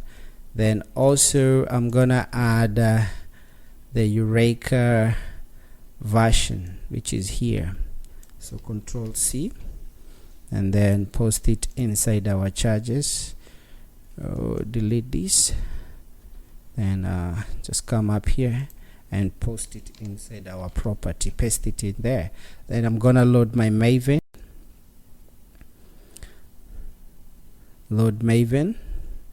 then I'm gonna drop on these files here and see if I can see my Spring application.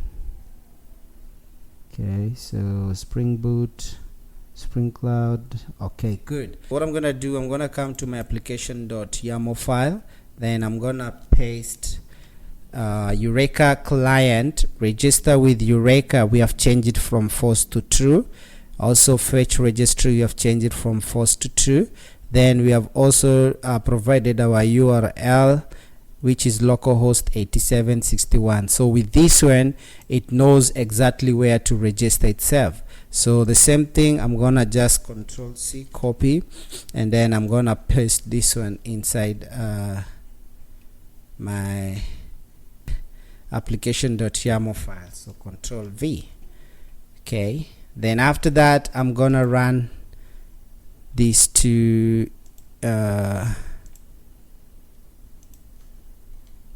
Spring Boot applications.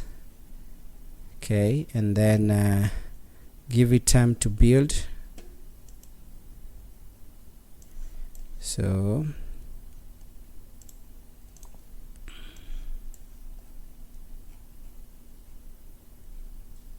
okay, so let's go back to our Eureka client, and then if I click on load, refresh, I think I'm gonna be able to see my two applications inside Eureka Server. So there we go.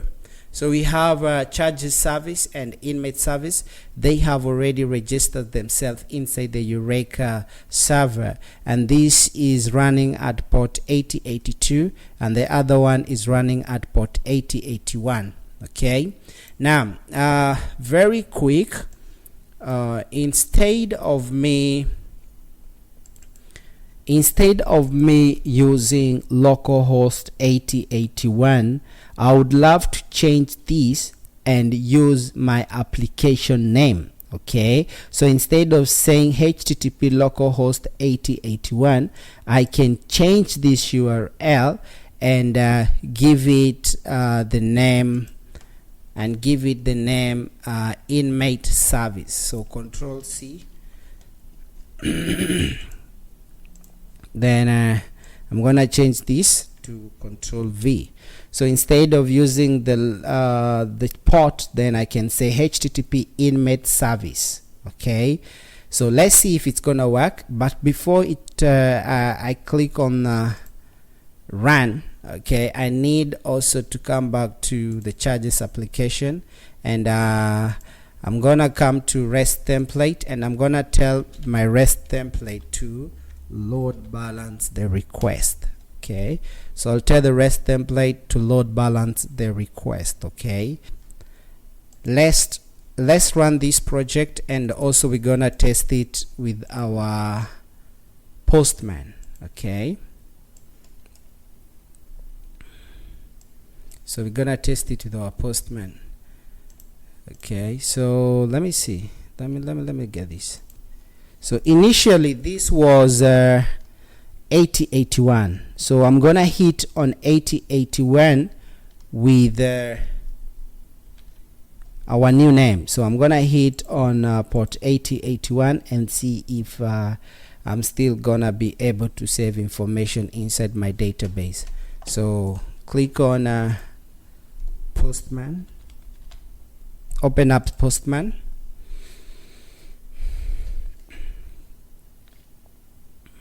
Open up Postman.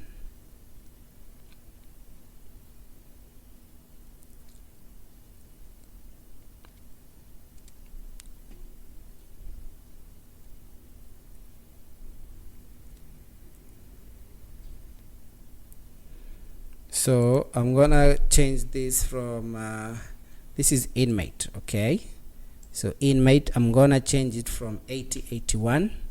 Okay, then I'm gonna do a post mapping and see if I can be able to save this information inside my database. Okay, so you can see that using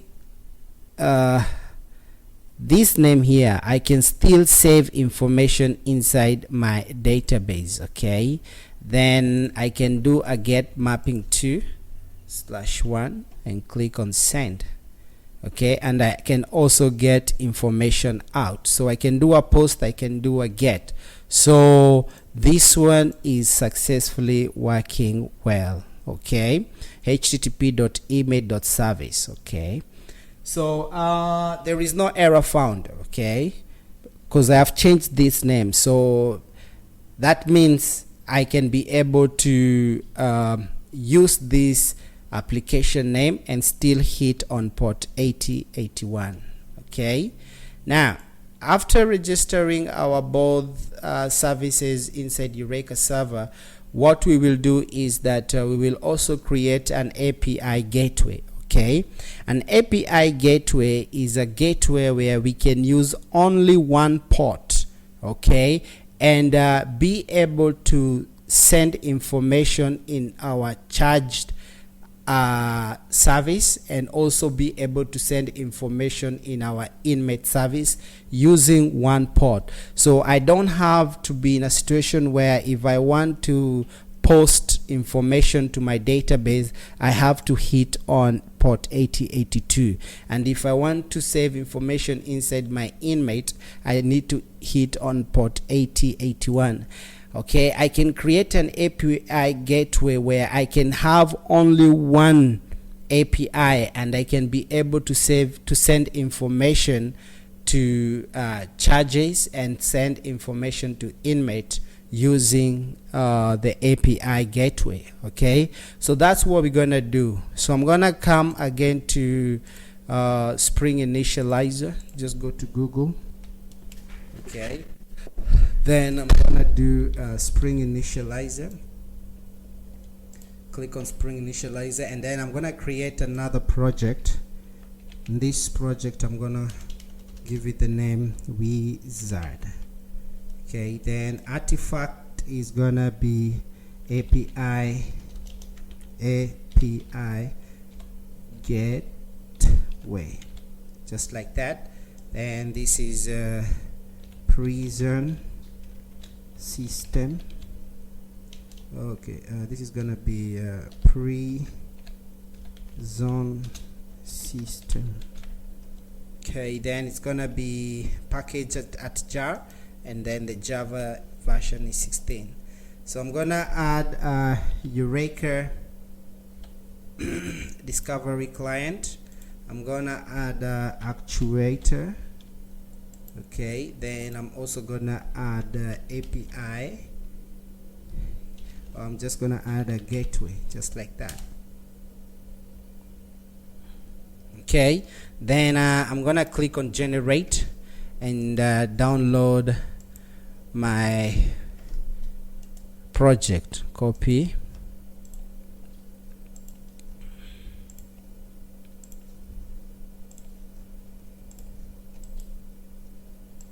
so I'm gonna come here and extract my file. Click on extract file. okay, and this API gateway is what I'm gonna open inside my IDE. Open desktop, API gateway, new, import, give it some time for it to load everything inside our IDE.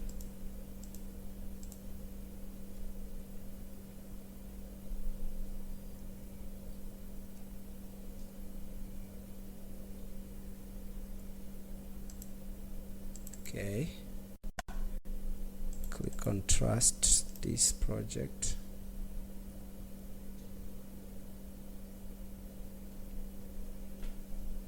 Okay, good. okay, good, that's it. Now I'm gonna enable I'm gonna click and enable Eureka Discovery Client, or just Eureka Client. Okay, Eureka Client. Then after that, I'm gonna change application property to convert it to YAML file. Okay, then I'm gonna open it. Then I'm gonna say this is gonna run at server, and this is gonna be 82. Let's say 8083. Okay, that's where it's gonna land. Then I'm gonna give this application name. I'm gonna say this is a Spring application name, and it's gonna be API underscore gateway. Okay, so that this will be our application name. Okay, then I'm also gonna add a Eureka control. I'm gonna do Eureka register with Eureka, and it's gonna be true. Then I'm just gonna do also register with Eureka, and I'm gonna change it to true. Okay, then I'm also gonna come and steal some properties over here. So I'm gonna street this, Control C, and I'm gonna put it inside here. So this is the Eureka Server localhost 8761. Okay, so it's gonna register itself inside the Eureka Server.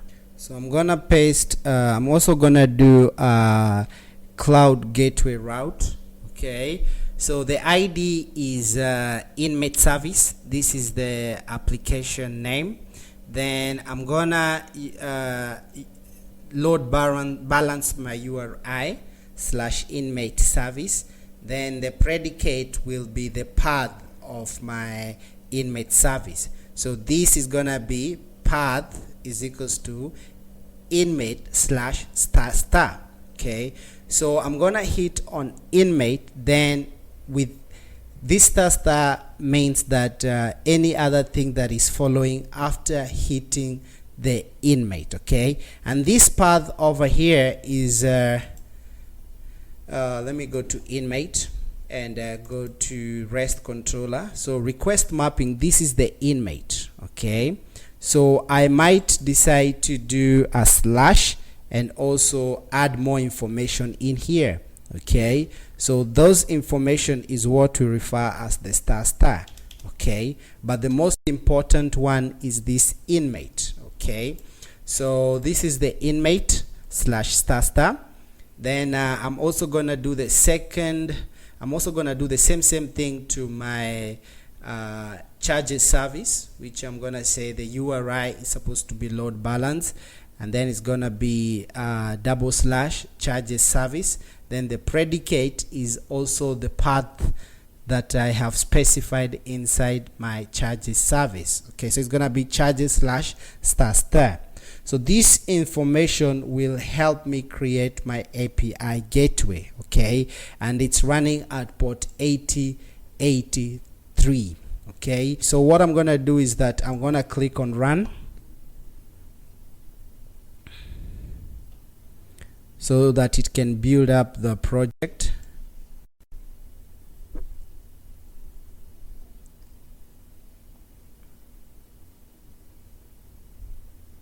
So as you can see, there is no error.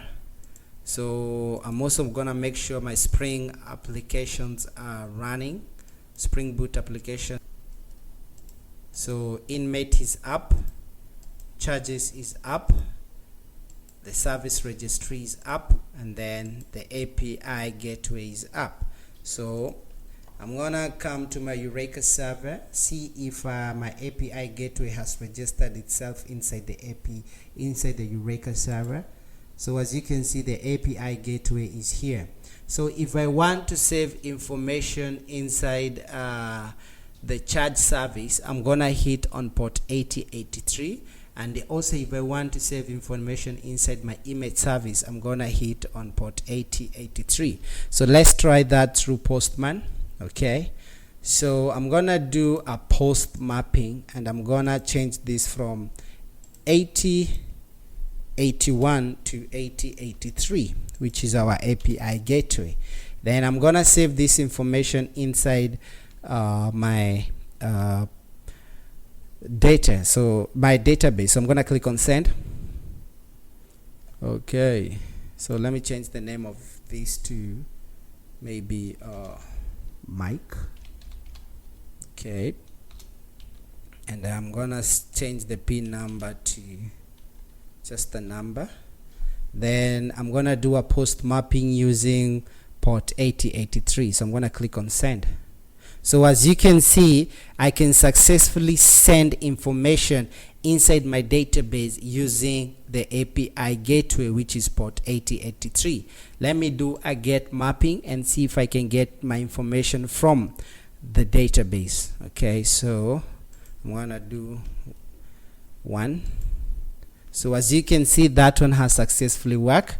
So that is inmate. So I'm gonna use the same port inside my charges service. So this is gonna be, this is port 8083.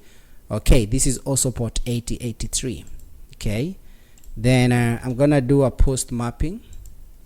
Okay, click on send. So as you can see, I can send this information inside my database. Let me do a get mapping. Okay, click on send. Okay, it's good. As you can see, I can use my API gateway and get inmate information, and also because I did a connection through restTemplate, I will also get my charges information, which is down here. So this one has successfully worked well. Okay, so the next thing we're gonna do is that we're gonna create a circuit breaker. And the circuit breaker works in the sense that if we have one microservice that is not working, we need to get a message that tells us, hey, listen, this microservice is not working, please try again later.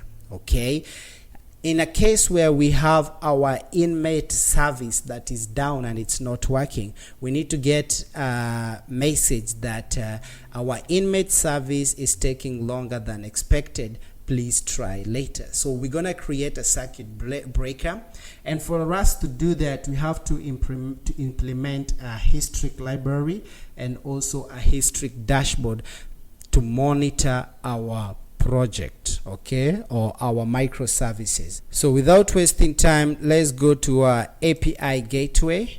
Then let's go to pom.xml, and also I want us to import this dependency. I want us to import Hystrix dependency inside our API gateway. So I'm gonna say Spring, okay, and this is gonna be Spring Cloud, Spring Cloud,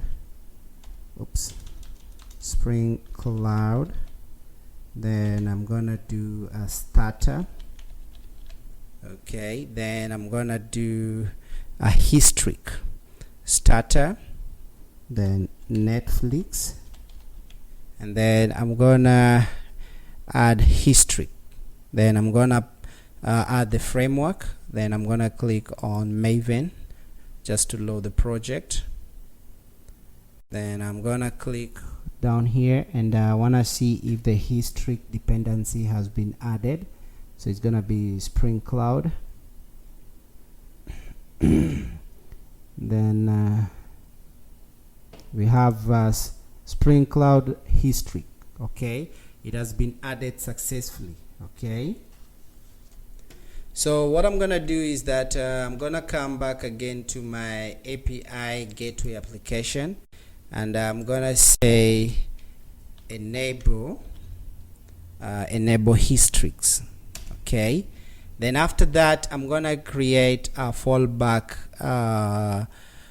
message. So for me to do that, I'm gonna right click on this, then click on Java. No, I'm gonna create a project. I'm gonna create a package, and I'm gonna call this fallback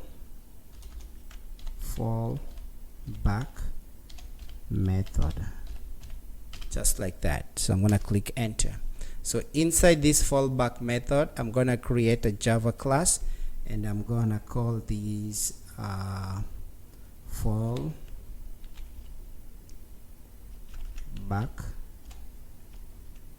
method, just like that. Method, just like that. Then I'm gonna click on enter. Okay, then I'm gonna annotate this with @rest controller, just like that.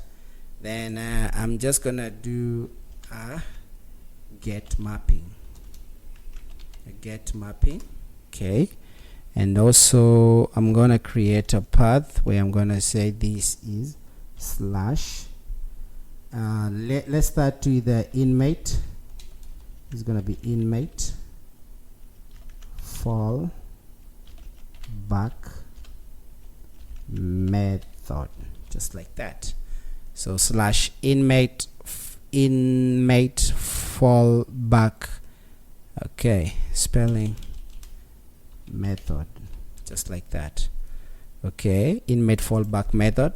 Then I'm just gonna say public, okay, string, and then I'm gonna say inmate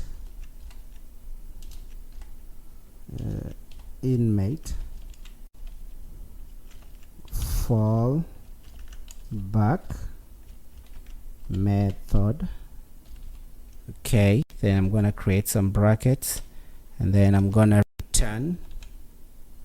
Okay, I'm gonna return and say inmate service. This is a message now which I'm gonna get. Inmate service is taking longer than expected. Okay, then I'm gonna put a plus sign there, and I'm gonna say please try again later. Okay, so this information is gonna be down there, just like that. Then I'm gonna copy paste this information and also do that for my charges service. So Control C. Then I'm gonna click on V. Then I'm gonna change this from inmate to charges fallback. Then I'm also gonna change this from inmate to charges. Then I'm also gonna say charges service is taking longer than expected, please try later. Okay, so this is my fallback method. Okay. Then I'm gonna add some few for configuration, inside my application.yaml file, and I'm gonna add some filters in there. So the name is it's circuit breaker. Then I'm gonna say the name is inmate service. Okay, then fallback URI is gonna be inmate fallback method. Okay, and inmate fallback method, which is over here. So this is what I'm gonna forward. Okay, then that's the URL I'm gonna forward, inmate fallback method. Then I'm gonna do that again for my charges service. Okay, so I'm gonna click on Control V, but I'm gonna change this to inmate and write charges. Okay, then I'm also gonna change this from inmate to charges.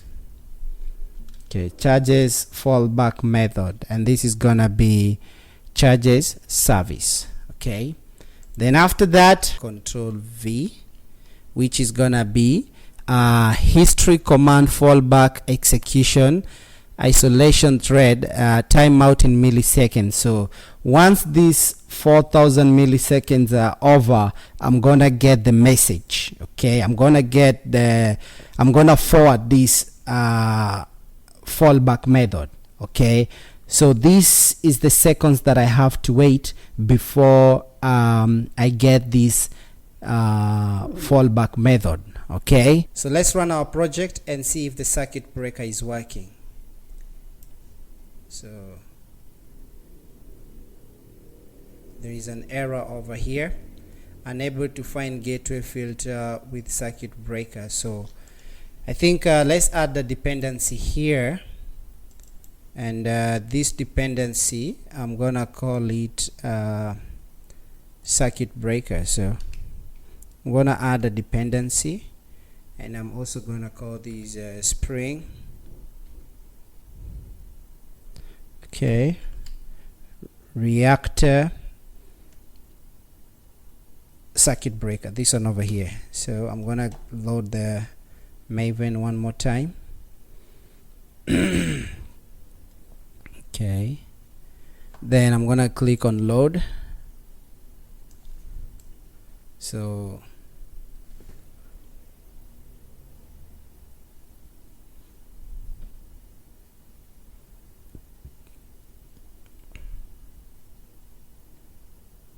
as you can see, that one has solved our problem. Okay, so let's try and see if I'm gonna get a message when I drop one of my Spring Boot application, and see if I'm gonna get a message. So what I'm gonna do is that I will drop inmate, then I'll make sure that my charge service is running, service registry is up, and also API is up. So what I'm gonna do is that I'll do a post and click on send. So just gonna do, so click on send. Okay, I'm gonna do a get. Actually, I'm gonna do a get and then click on send. So as you can see, I have received a message that inmate service is taking longer than expected, please try later. Okay, so we have implemented a circuit breaker inside our inmate service. It's taking inside our inmate service, and we are getting a message. As you can see, our inmate service is not running, so I've shut down our inmate service. But when I try to do a get mapping, I'm gonna get a fallback method that will say inmate service is taking longer than expected, please try later. Okay, so I'm gonna run this inmate app service, then I'm also gonna drop my charge service. Okay, so I'm gonna try and see if I can get information from my charge service. So I'm gonna click on send. So as you can see, I cannot get information. I'm getting a fallback method saying charge service is taking longer than expected, please try later. Okay, so that one has worked successfully. And there are many things you can do with microservices. Okay, you can create a Hystrix dashboard where you can monitor your project. Okay, you can do so many things. Okay, but for now, it's been a long way coming, and I'm gonna end this tutorial here. So I'm gonna be posting more videos about Spring Boot application. Please subscribe to my channel, follow these videos. If you have liked this video, please leave a comment. Okay, leave a like. It also motivates me to create more videos. And if you think there is a place where I haven't done right, okay, there is always a room for improvement. So yep, until next time, thank you so much, and I'll see you later.